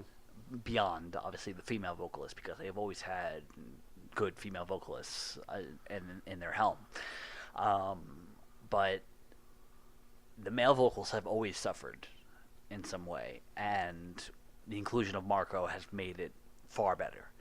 But since his arrival, Century Child has been the number one album, I think. Yeah. Personally. So, but we'll get more into that in the video, and if you want to be in that, then obviously I will definitely try. Because I think we were planning to have the guys in New York record this past week, but they didn't because they recorded for Ghost. Okay. So I think they've still got time too. So. Okay. All right. Next up, Dan. This is my Christmas gift this year. Oh yeah. Opeth will release Garden of the Titans live at Red Rocks Amphitheater on November 2nd via Motor Bolaget. Red Rock! All right, or Nuclear Blast Entertainment. The event was captured for the DVD/Blu-ray and vinyl formats during the band's May 11th, 2017 performance at the Red Rocks Amphitheater in Denver, Colorado. Red Rock! Both the DVD and Blu-ray formats include CDs containing the audio as well. Yeah, I was gonna say that and the last album, Sorceress. I'll take that as a gift. Thanks. Okay. Done deal.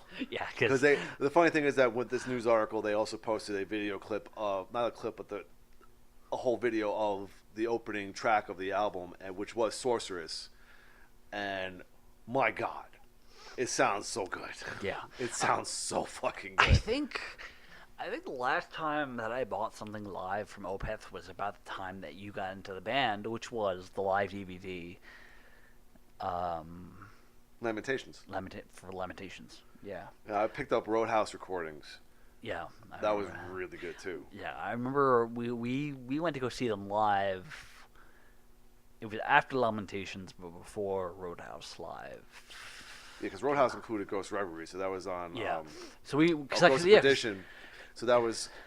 We saw them probably right as their touring cycle for Ghost Reveries. Yes, they could, because I have a T-shirt for the album cover. Yeah. And I don't own that many Opeth T-shirts, so you own one more than I do. Yeah, it's actually a long sleeve, which right now I'm wearing my Dio long sleeve, which is one of my favorite T-shirts of all time, even though it's got a lot of holes in it. All right, here's one for Pete when he gets back, because it's going to be on the charts forever. Disturbed will release its new album Evolution on October 19th.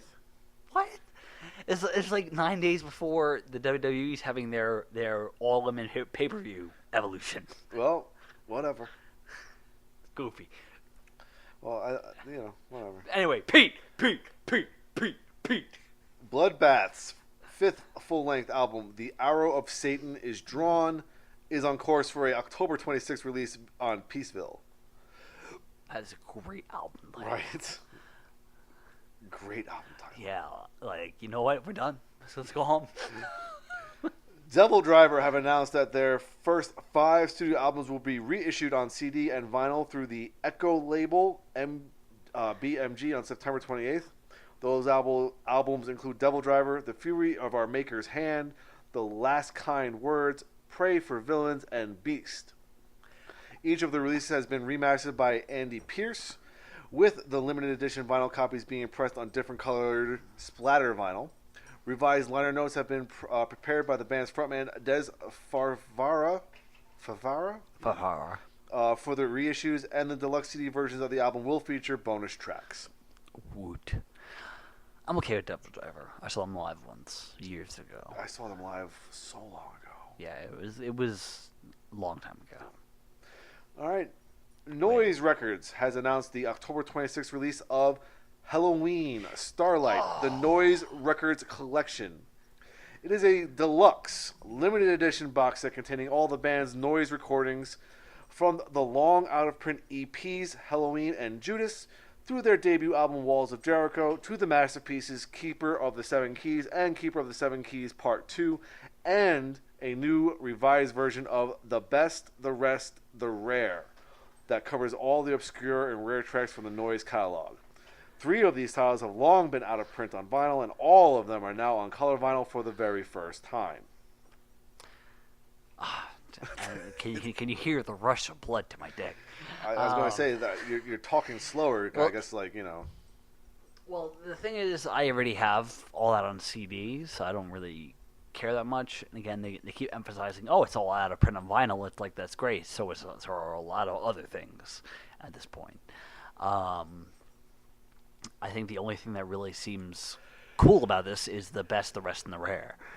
So, but even then, I think they released it on CD at some point. Yeah. So. All right. Well, next up, according to an Amazon listing, Anthrax's 30th anniversary edition of their 1988 album State of Euphoria will be released on October 5th via Island Records. Who feels old? This guy. The band's drummer Charlie Benanti oversaw the new mastering job for the release, which will arrive in digital, 2 CD, and vinyl formats. A bonus disc featuring the band's takes on Sex Pistols' Friggin' in the Riggin', Kiss's Parasite, and more, as well as previously unreleased outtakes of some of the album's tracks will be included. Expect more details soon. I can't... Because of I'm the Man, I can't hear Charlie Benante's name like in a serious light. It's like, Charlie beats the beat you beat. I can't take it seriously, so... Wow. It's a great song. What can I say? Audiotopsy. The band featuring guitarist Greg Tribbett and drummer Matt McDonough of Mudvayne, scrape vocalist Billy Keaton, and bassist Perry Stern will release its second full-length album, The Real Now, on November 2nd via Megaforce Records. Well, because Mudvayne hasn't done anything in the decade. Which is unfortunate, yeah. as far as I'm concerned. Well, now we might see a reformation. We can only hope. I mean, I would hope it's a good thing. It's for terrible reasons, but I hope it's a good thing. I liked Mudvayne a lot, so I every single they had, I always enjoyed. I really just enjoyed them. I thought they were really good. Like Happy was a great fucking track. Was. Yeah. All right, Marty Freeman will release a new live album, One Bad Motherfucker Live. Really? It's called One Bad MF Live. What, One BMF Live? Well, it's called One Bad MF Live. Okay. But you know what he's talking about. On October 19th via Prosthetic Records, One Bad Motherfucker Live was recorded at the final concert of Freeman's most recent tour on April 14th at Guitar Fest 2018, which was held at Centro Cultural Roberto Cantoral in Mexico City. I'm glad you tried. That's as good as I'm going to fucking get. You even put the accent in. Cultural. I mean, spectacular. Spectacular. I can't roll my R like that. Come on. Go. No. I wanted to say though that he probably wanted to call it One Bad Motherfucker, but he was lawfully stopped by Samuel L. Jackson. It's true. It's true. And the album cover is just a picture of the wallet. It's the one that says "Bad Motherfucker." I have that wallet. You do. I You do. do. I do recall that, yes. It's actually a movie that I need to watch again soon. Pulp Fiction? Yeah, fuck yeah, dude. That's a great movie. Every once in a while, I come and watch it, and it's just like, wow, this is just the most amazing thing ever. I remember the first time I saw it was your VHS copy of it. Don't doubt that at all. Yeah. And I had the same response to it that I did for the Boondock Saints, which was first time around, I didn't get it, but then like the second and third time around, I was like, yeah, this fucking movie rocks. Pork chops taste good. Bacon tastes good. Yeah, and this is back when we had the VHS. TV. Right there, you asshole. You an old motherfucker. You know that? I still have VHS tapes that I haven't replaced on DVD yet. Okay, they're Me right over there. Me too. But I remember borrowing it from you, and I still had the TV that had the VHS built into it. Oh. And I remember watching that, reorganizing my room yet again, because that's what I did when I was a kid, which was constantly reorganize my room and watch Pulp Fiction. Because of your VHS copy that I stole. Yeah, pretty much. Yeah. Good deal. Yeah, it was good. All right, last but not least here for recording news is KMFDM have a new live album titled Live in the USSA, headed for an October 26th release date on Ear Music. The performances of the songs featured on it were captured live during the band's late 2017 U.S. tour. Jesus, I didn't even realize they had a U.S. tour in 2017. I missed it too. That's a band I need to see live. But now that we're done with recording news, I'm going to mention my thing, which the Electric Castle is 20 years old as of this year. Holy fuck. Yeah.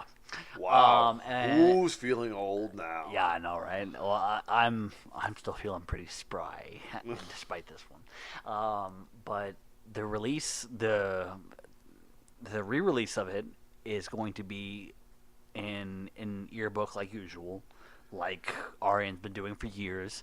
But it's gonna be like 3 discs and like 2 vinyl records, and like it cost me $125. Oh my god! I have never spent that much for anything in my collection ever, no matter what it is. Like prior to that, my most expensive thing was a $40 CD single. This takes the taco. Yeah, this way surpasses that, and this is why I save money. Like I put money aside on a daily basis, but like $125 after shipping. Like this thing is monumental, and it's like the super special edition that comes with like like a little miniature replication of the fucking Electric Castle. That's I was like, pretty cool. Yeah. So like like shit like that. I'm like, yeah, I want that. I want all of that. Give me all of it. But that's coming out in November. And I already pre-ordered my copy of it. I have to give it a big hand to Arian for being as anti-internet and whatnot, information age as he may be. He does these album releases like perfectly, because he's always got something like, like here comes the new album and I'm gonna have it in like 6 different ways, and whatever record company I'm with. I think he's with Mascot now, but like they have all these cool shit, and like he's always got deals for the fans, and it's always stuff that's signed and whatnot. And it's like, dude, you may hate this, but you're doing it right. You're doing it very, very, very right. Like you're sitting there and you're just, for lack of better terms here, you're titillating those nerds. Those nerds. Titillating those nerds. Fondling the balls, working the shaft. There is a lot of shaft swallowing working the going on. gravy. That's right. There is a lot. There was a lot of white gravy going on around here. All right. Are you Let's go ready on. to move on? All right, we're into Crowdfunding tracker here. Okay. And So we mentioned earlier about Stryper guitarist Oz Fox. He suffered a seizure, and I'm sure he's got huge amount of bills coming his way. His goal on GoFundMe was $100,000. Damn. Well, he has surpassed that I'm in not 11 surprised. Days. He has raised $132,000. So he surpassed his goal. Let's Well, see. Look, there that's- might be an update here. Well, I don't know when you checked it, so. I just checked it just now. Oh, I always okay. refresh. Oh. I'm just hearing the update of how he's doing. Well, I would hope he's doing better if he's. Okay, we went to the doctor yesterday. Here's what we found out: the EEG on his brains to see activity. There will be a possibility of reducing meds so he can function better if activity looks good. Scan test on inner brain. Oh, this is what the doctor wants. Okay. Okay. All right. Hold on. Whatever. We'll update it as we get more information as we go along. But from what I understand, he is still very much sick, and they are looking at options of doing less medication and just trying to get him to be better. But he has met his goal, so Yes. that's always positive. All right. Last time we mentioned that Bianca. Oh my God, what's her last name? I don't know. Oh, Blythe, because it's Randy Blythe from Lamb of God's his sister-in-law, Yes. Bianca Blythe. She has that ridiculous stage 3 triple negative breast cancer. Oh yeah, I remember that. Yeah. That was. Her goal was $20,000, and she has surpassed her goal this month with $20,305. That's good. Yes. All right. We have mentioned Silent Civilians crowdfunding efforts here. They want to try and raise $20,000, and so far in 1 month they have raised $2,180. You know, they're getting donations every couple days. You know, I don't know if they were that popular to kind of raise that kind of money. So good luck on them. We'll post it on our page, of course. Of course. There's one more here that I have, but we will talk about that later because it goes into the one-offs section Okay. of shows and All right. touring. So then, what's next? Concert news. Okay. All right. Festivals. Judas Priest will headline the first ever Colombian edition of Knotfest on October 26th. Let's all recall that Judas Priest is currently celebrating their 50th anniversary. 50th anniversary. Fuck. The festival billing is shaping up as follows with Judas Priest, Halloween, Creator, Arch Enemy, Massacre, Kill Crops, Under Threat, Iron Reagan, All right. Goat Whore, Revocation, and Pitbull. Stop recording. What? I don't think it's that guy. Okay. What I was going Mr. to Worldwide! what I was going to say prior to that point was stop recording. We're going to go buy our tickets now because holy shit, that sounds like the best fucking show on the planet. Next, it's in October in Bogota. Pitbull. Mr. Worldwide. I thought you threw that in there just to throw me off. No, it says it right there. Copy and paste, motherfucker. Pitbull. Pitbull. Mr. Worldwide. I'm thinking of Chappelle's show. I got nothing. Oh, there's the player haters ball. Oh. And one of the guys is Pitbull. Wow. All right. We ready for some touring news, regular touring news here? Oh. I mean, after you threw me off with the Pitbull thing, I don't know if I'm ready or not. Oh, well, here you go. Whitechapel will head out on the road again this November and December. The 10 Years of Exile USA tour commemorating the 10th anniversary of This Is Exile will feature support from Chelsea Grin, Oceano, and Slaughter to Prevail. Whitechapel will perform This Is Exile in its entirety plus a selection of other songs. It will be the band's last run of shows before it returns to the studio to finish recording its upcoming album due out spring 2019 via Metal Blade Records. I don't really know enough about Whitechapel, so I can't say much here. Oh, just a band with a fantastic name here. Goat Whore will headline the 8th installment of the Metal Alliance Tour. Each year, this touring festival, which is presented by hot sauce company High River Sauces, assembles a package that celebrates the various genres of metal. The Metal Alliance tour will make the trek across the United States and Canada starting on Halloween at Goat Whore's hometown of New Orleans and continue through November. Joining the tour are the Casualties, Black Tusk, Great American Ghost, and opening the tour will be split between Mother Eon on October 31st to November 17th and Gozu on November 18th to November 30th. There is a San Antonio date here on November 3rd at the Alamo City Music Hall. Cool. Yeah. I mean, never heard of those opening bands, but Yeah. cool. Fun is fun. Cool. Every Time I Die have announced they're headlining Celebrating 20 Years of Bullshit tour, which will find them out with Turnstile, Angel Dust, and Vane. There is a San Antonio date here on November 27th at the Paper Tiger. Those all sound like tribute bands to Faith No More. Right. I just wanted a tribute band called Jizzlobber. Oh, dude, that'd be the best band ever. Right? Like, even if it's not a tribute band, it's just a band. Jizzlobber. Jizzlobber. That'd be the greatest. And all they do is record porn music. Yes! That is all they do. That's the name. When I record my short check version of Separate Ways, that's the name of the band, is Jizzlobber. I Hate God and The Obsessed will be playing some shows together next month, just nowhere near us. Aren't they, like, New Orleans based? Pretty much, yeah. Psh, punk ass motherfuckers. All right, Soilwork have an Australian tour booked for March. The band apparently expect to have their new album out around the same time for the tour as the ad mat for the trek specifies they will be touring on it. Ad mat. I don't know what that particularly means. I would assume it's kind of like probably a press release or a press kit. I was gonna say like promotional material.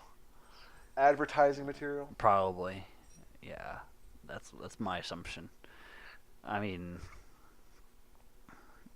it's about that time because it's been a while. It's been 2 years since the Ride Majestic. Yeah. Yeah. I mean, we saw them 2 years ago? Yeah. I mean, we reported on their album in one of our top threes about 2 years ago. Mm-hmm.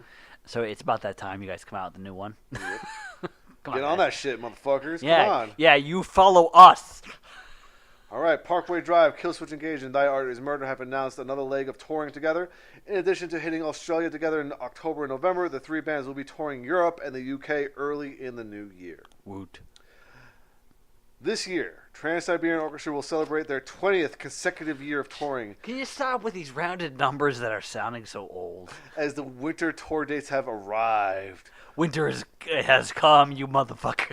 The group announced The Ghost of Christmas Eve Which will kick off on November 14th and conclude on December 30th. This run will consist of over 100 performances as they will perform TSO's Best Of and more. San Antonio date here, December 23rd at the AT&T Center. That sounds about 2 right. shows. That sounds right. Afternoon and evening show. I just want to say that their show is awesome, and it scared the piss out of me because Fire. well, no. Aside from fire, they had elevating. Stage riser thing. Yeah, and they took the guitar players up on them, and I was like, you would have to pay me a lot of fucking money to get on that shit. Yeah, I'm afraid of heights too. Yeah. That looks like rickety as shit. Yeah. I don't need to fall down on top of. I think the people. same thing every time I see Slipknot, because the percussionist, their percussion gear goes up and spins around up on those things all the time. I would say the same for Tommy Lee if he actually did a solo during his solo. Or the time we saw Kiss and Paul Stanley kind of ziplined into the middle of the crowd that one time for that one song. Yeah, that was a good song. I still love you. Fresh off their European tour with Iron Maiden, Killswitch Engage have announced the rescheduled dates for their spring 2018 tour. The band was forced to postpone a handful of dates back in late April and early May due to singer Jesse Leach undergoing vocal cord surgery. The band will play makeup shows in the 4 markets, Sayreville, Poughkeepsie, Cleveland, and Louisville. Killswitch Engage has also added 6 new shows to the trek, which runs from late November through early December. Joining Killswitch Engage on this short but impactful slate of dates are Born of Osiris, Crowbar, and Death Ray Vision. I would see that show just for Crowbar and Killswitch Engage. There's a band called Death Ray Vision, and I wasn't aware. Death Ray Vision. Death Ray. Anything having to do with Death Ray is awesome. All right. Power Man 5000 Yes! have backed out of their planned stint on this year's inaugural Summer of Screams tour. The band were due to join that trek, which also features Mushroomhead, The Browning, Psycho Stick, Kissing Candace, and more, from September 2nd to the 15th. The tour organizers commented, "Unfortunately, we must announce that due to medical reasons, Power Man 5000 will not be able to perform on the Summer of Screams tour." Upon return from their recent tour, Power Man 5000 vocalist Spider-1 was advised to not sing until further notice by his doctor. "We apologize for this, but the show will go on. Mushroomhead, The Browning, Kissing Candace, and Unsaid Fate will serve as the primary lineup for the tour, with artists due to perform on select legs of the tour." Well, it doesn't affect me, so I'm okay with this. But, I mean, as long as they're actually, not... As long as they're actually listening to the doctor's wishes and not just performing like some folks do. I can do what I want. I can do what I want. I'm a badass. It's my hot body. My body.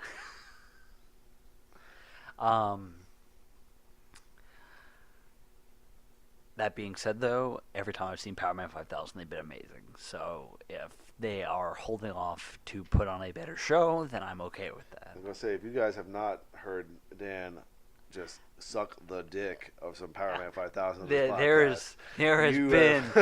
have been missing out. There have been a lot of biscuits and gravy on this show. We all have that band that we just absolutely just Johnson. Oh. And that for Power Man 5000, Dan goes all in. Something about goblin cock. Jizz lover. Jizz lover. Skeet, skeet, skeet, skeet, skeet, skeet. All right. Oh. Carry on. Into one-offs here. Okay, here we go. Though he has recently been undergoing some rather brutal-sounding side effects from the treatments for his esophageal cancer, Warbeast frontman Bruce Corbett expects to return to the stage with the band in October for a headlining appearance at the Vulgar Fest. Are we talking about throat cancer?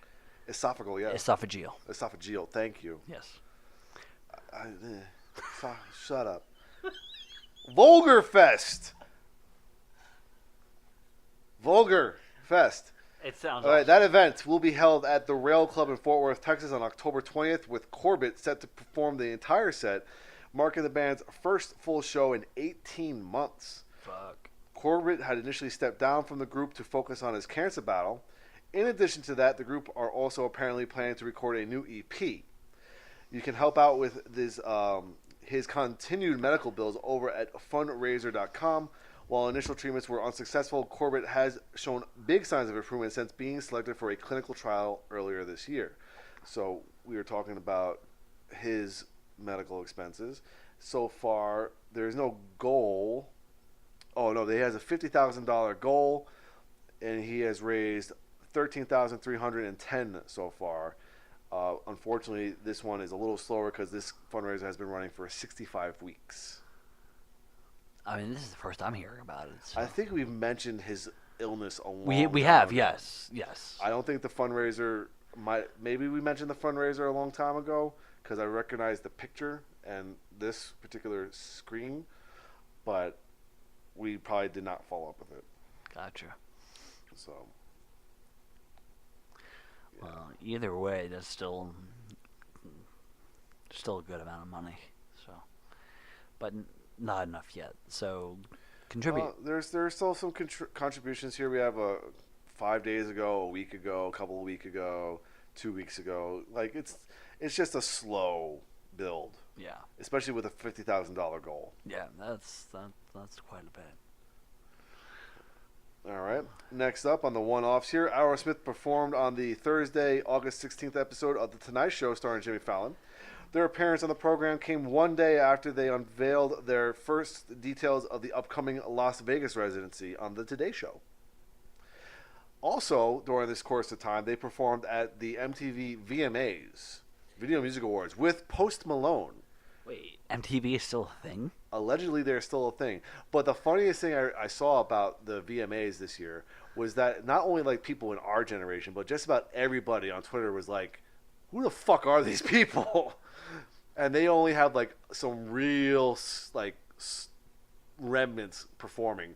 Aerosmith, apparently J-Lo performed. Apparently she's still a thing. Well, I mean, like, I know that like she's taken a back seat for like family reasons and whatnot. I didn't even know she was like still doing much of anything. Apparently she's still doing shit. Like even acting wise, I thought she took like all of her time off and just took care of her kids. I got nothing. Oh shit. Well, again, a lot of the consensus is on a lot of people on the red carpet is like, who are these people? Why are they relevant? So that's how I feel about a lot of MTV, which is why I'm wondering, like, holy crap, MTV is Still a legitimately thing. still a thing. Like, even the VMAs, I forgot that was a thing. yeah, I remember when the VMAs were the big thing, like, because it always happened right at the end of August, right before school started. And the one I remember the most, of course, was when Marilyn Manson performed "The Beautiful People" with his assless pants. That was like the biggest deal for like the longest time. Yeah, but nowadays, assless pants are like the norm. Yeah, I know. I mean, this is back in the day when he was a shock rocker, not like falling flat on his face, and roadies were worried about hiring help. So do we pick him up, or do we just let it go? Me, you. Did you just see that? Did you just see what? All right. Who had face down in first 20 minutes? You lost the bet. You get to pick him up. They're just sitting backstage at the roadies are like, oh shit. Maybe they're picking him up. Come on, Brian, let's go. It's Maryland. No, it's not, Brian. Let's go. Remember when you were on the Wonder Years? I wasn't on the Wonder Years.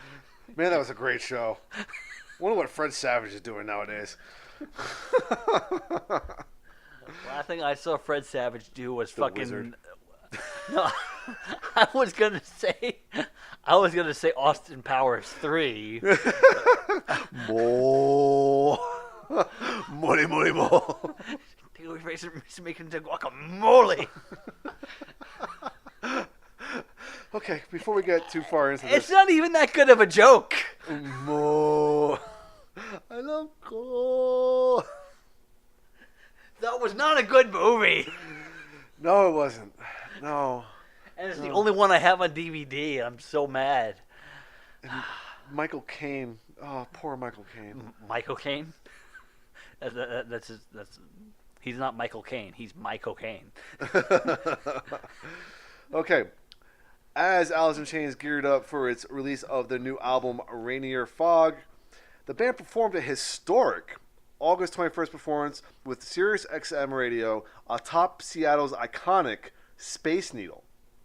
Okay. The quartet was the first band ever to perform on the Space Needle's brand new The Loop, the world's first and only revolving glass floor located 500 feet in the air. That's badass as fuck. It's powered by 12 motors and offers 360-degree views over the largest city in the Pacific Northwest. Suck it, everyone. The Space Needle has been a defining landmark of Seattle's skyline since 1962, and the Loop is part of its recent $100 million renovation. Sirius XM will broadcast this acoustic performance exclusively on Friday, August 31st at 5 p.m. Eastern and Pacific Time via satellite through the Sirius XM app on smartphones and other connected devices, as well as online at SiriusXM.com. Do they say how long it is? No. I was gonna say, like, if they did like a full-on unplugged thing, holy shit, that'd be awesome. Right? I just want to say though, like the name of the new album's a little bit disturbing, because I think of it's called Rainier Fog. Yeah. My first thought is Rainier Wolfcastle, which is the name of the big Arnold Schwarzenegger guy from The Simpsons. That's all I think of. Everything goes back to The Simpsons. It does. It does. Everything. Everything goes back to The Simpsons. Wow. Randy Wolfcastle. Wow. Okay. Before we get started here, I think we're just going to go through the charts and probably just skip the discussion. We've been on this for like 2 hours. Yeah, already. we have. So, all right. So let's get through charts and then we'll pick up discussions next time. Okay. All right. All right. So next up, we got heavy metal in the charts. If there is any. Well, that's up for debate here. But first up with some noteworthy points here. The runaway success of Bad Wolves' cover of the Cranberries' Zombie continues, with the track having now officially gone platinum in the United States. What? The RIAA officially certified the track platinum in the United States on August 8th. It previously went gold on June 20th. As of press time, the song has racked up 46,440,462 streams on Spotify, Fuck. while their official YouTube music video has chalked up, get this, 122,764,541 views. Jesus fucking Christ. An additional official audio stream of the track on YouTube has clocked in over 9 million views as well. Bad Wolves had originally planned to have late Cranberries frontwoman Dolores O'Riordan, thank you, guest on the cover. However, she passed away on the day she was due to enter the studio to record her parts. In turn, Bad Wolves have been donating proceeds from the track to her family. Then fuck yeah, that's Yeah. great that it's been so heavily viewed. I actually haven't heard it yet, so I haven't heard it yet either. I so, might have to listen to it after you leave. Yeah, I'm. If it's that popular, like I really just need to hear it. Yeah. Yeah, there's not much more to say about that. No, there's really not much more that's you can say kind about of- that. That's actually surprisingly awesome. Yeah. So, I mean, when was the last time you heard about I mean, this is a single, but when was the last time you heard about a hard rock heavy metal album / single going platinum by a new band? yeah, but I was going to say from a band that you've rarely heard of, if at all heard of, and yeah. I mean, granted, it's a cover, but still. But I mean, yeah, even so, bands still cover bands all the time. But like this is like even a matter of good timing, as coinciding with the death of the singer. Like this sounds almost like, what's the word I'm thinking of? Providence. No, I was gonna say it doesn't even sound necessarily normal. So I'm hoping that it's as good as the original. yeah. Well, the original is great. So. Yeah. But I mean that's a staggering amount. Yeah. I mean, 122 million views on YouTube. Yeah. I mean I can't even get past like 100. I mean, the thing is, even some of the more popular artists don't get that many views. No, they don't. Like it's a staggering amount Yeah. for an artist that is widely unknown. And the thing is, like, it's a very known song, so the fans of the Cranberries probably listen to the song. Fans of God Forbid are listening to the song because Doc Coyle's in the band. But even then, it's like that still doesn't I account know. for 122 I know. million. The thing is, then also because it wasn't a heavy metal song. It was a crossover song. It was an alternative song. It has more crossover appeal that we've talked about multiple times on this podcast. You just love slinging around that. I'm sorry, but when you talk about, we're going to talk about this eventually when we have our future discussion about who's going to be the next big metal band. Yeah. That's a big thing. Yeah. You can't just cater to heavy metal fans. You have to cater to everybody to a certain extent. Yeah. And that's where crossover comes into. So, I mean, there it is. And this is just kind of proof of that. I mean, I don't know what the rest of the band sounds like. I can only hope that they sound a little bit like Lamb of God because Doc Coyle's in it, and Not Lamb of Lamb of God is God. the shit. God forbid. Not God forbid, sorry. God Yeah. forbid. Yeah. Or Lamb of God. If they sounded like Lamb of God, that wouldn't be a problem either. No, So- no. Although I think I always found that God forbid had a little bit more melody in their guitar work. Mm-hmm. Like Lamb of God is more groove based and more riff oriented, I think. Yeah. All right, anyway, some more noteworthy points here. During the week of August 13th, Rats, which is the latest single from Ghost, entered its 7th consecutive week at the #1 song on the mainstream rock songs chart, becoming the longest running track to top that chart this year. Released this past spring, Rats has already accumulated more than 25 million streams worldwide, which is significantly lower than the streams that we were just talking about for the previous song. And the companion video has logged more than 11 million views. It is the band's second #1 following Squarehammer, which topped the chart for 2 weeks in January and February of 2017. Two other Ghost songs previously made it to the mainstream rock chart, Circe at #4 in 2015, and From the Pinnacle to the Pit at #5 in 2016. Now, what's the name of the song? Circe? No, the current one. Oh, Rats. Rats. One of the best parts of that song I know. is actually one of the best parts of the album because he trills it during See the Light, I believe. Drink me. Yes. it's like Yes. it's I so love perfect. the R rolling. Yeah, Is amazing. the trilling is beautiful. All right. Rats. Well, that was from August 13th, but the following week of August 20th, according to Billboard, Hailstorm's Uncomfortable has landed at the top of Billboard's mainstream rock songs airplay chart. It's the band's 4th #1, and it ties Hailstorm with The Pretty Reckless for the most chart toppers by a female-fronted act. I was gonna say, who the fuck is the Pretty Reckless? Oh, what's her name? I don't know, but she was an actress, and then she started the band The Pretty Reckless. Okay. Something Mumson? I don't know. I don't know. I'm gonna hold on. Yeah. That's gonna be a follow-up for next We'll follow up next time. All right. Anyway, we'll follow up next time. It's also the first #1 by a woman or woman-led act on mainstream rock radio songs since The Pretty Reckless made it to the top with "Take Me Down" in November of 2016. Hailstorm's previous #1 songs are "Freak Like Me," "Apocalyptic," and "Amen." I'm not surprised, honestly, because Hailstorm has had that kind of has their record going. So I'm not at all surprised that they're topping charts with the release of the new album and everything. So no surprise. Yeah, no surprises here. No. All right, going on to the Billboard Top 200. And this time what I did is I just went with albums. I skipped over all the greatest hits. Good. Because there's like a billion of them. Yeah, because that's what a majority of it is. So I went with just full, regular albums.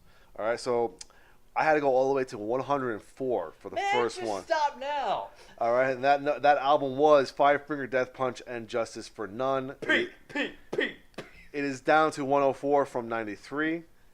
The next album that even has a remote connection to us would be The Appetite for Destruction at 113, down from 98. Next up would be the Black Album, which is at 123 from 129. Dave Grohl has released an EP called Play, and it debuts at number 124.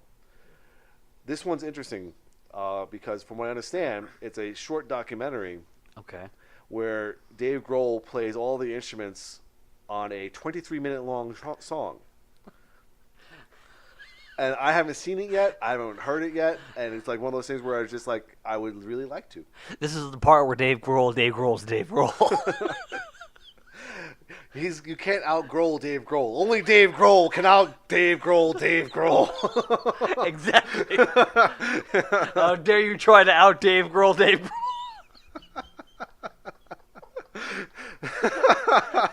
In all seriousness, no, we do love Dave Grohl. Like seriously, Foo Fighters is one of the best rock and roll bands out there right now, and But- Dave Grohl is a phenomenal songwriter and frontman. But don't you dare out Dave Grohl Dave Grohl. Don't you even attempt to out Dave Grohl Dave Grohl. I just like to say his name, Grohl. Maybe chill some R's. Grohl.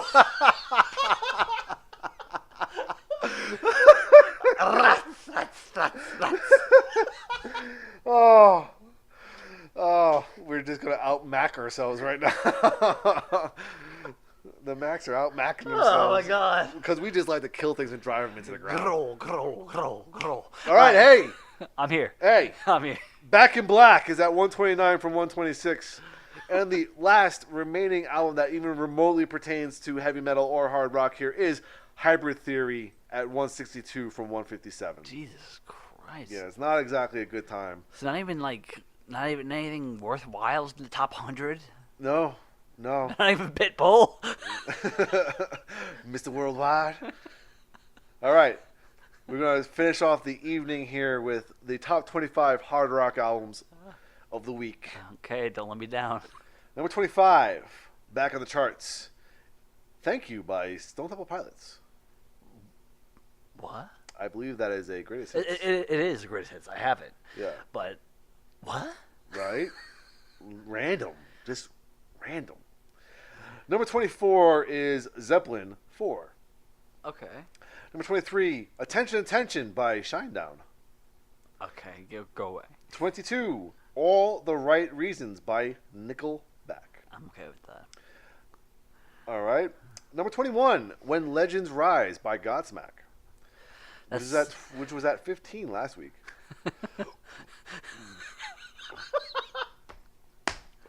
I was gonna say that sounds like a Ric Flair porno. Woo! Woo! Styling and profiling.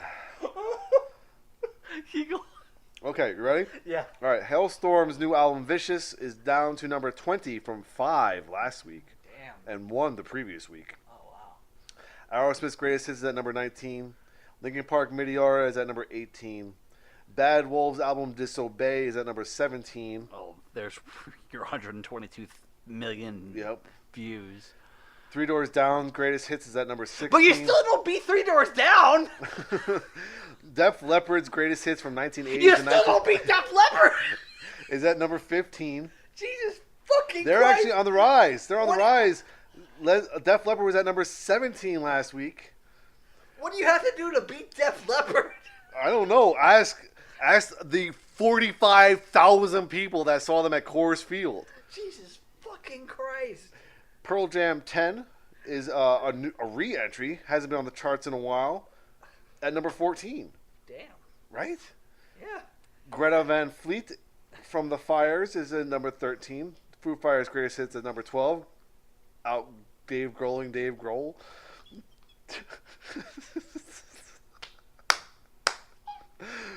Okay, Bon Jovi's Greatest Hits is at number 11. Hybrid Theory by Linkin Park is number 10. Mothership by Led Zeppelin is number 9.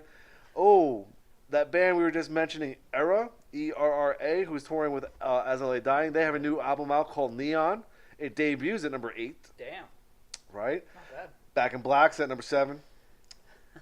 Dave Grohl, Dave Grohl with his Play EP is the new album is out and it's debuting at number 6 here. Yeah, I did it. I said it. And I love the fact that the cover is just a picture of Dave Grohl, so he really is just Dave Grohling the shit out of this. It's not even trolling anymore. It's Grohl. Yes, we are Grohling the shit out of this now. And it's totally Grohltal. Okay. All right, you ready? Ready? All right, Black Album. Black Album here is at number 5. Number 5. Number 4. It's Five Finger Death Punch, A Decade of Destruction. P. Number 3 is Appetite for Destruction. Decade of Destruction, Appetite for Destruction. Number 2, Five Finger Death Punch, and Justice for None. And which means at number 1. Queen. Yes! Greatest hits, baby. Yes! Yes! Yes! Yes! Take that, Dave Grohl. Yes, Dan is finally here for when Queen takes the top spot That's on right. the hard rock albums chart. That is right. Queen is the number one band, the number one rock band of all time. And that is how we must end our show That is how today. we're ending our show. You know what? Even if we had a discussion, I would end the show there. Just because that is the highlight of Dan's day. Yeah, we need to go out on a high note. We've had a lot of downers. This podcast started with about 45 minutes of what the fuck. Yeah. You brought down the whole thing, and then we lifted it up with a lot of Dave Grohl. Out Dave Grohl and Dave Grohl. Dave Grohl. Dave Grohl and Grohl. Son of a bitch. Rawhide. Roadhouse. Okay, before this gets any worse, Foo Fighters. Let's just Fighting end, them foo. let's just end this now. And on that note, we must make our curtain call because Warrior needs food badly. No, we're done. It's just a stop.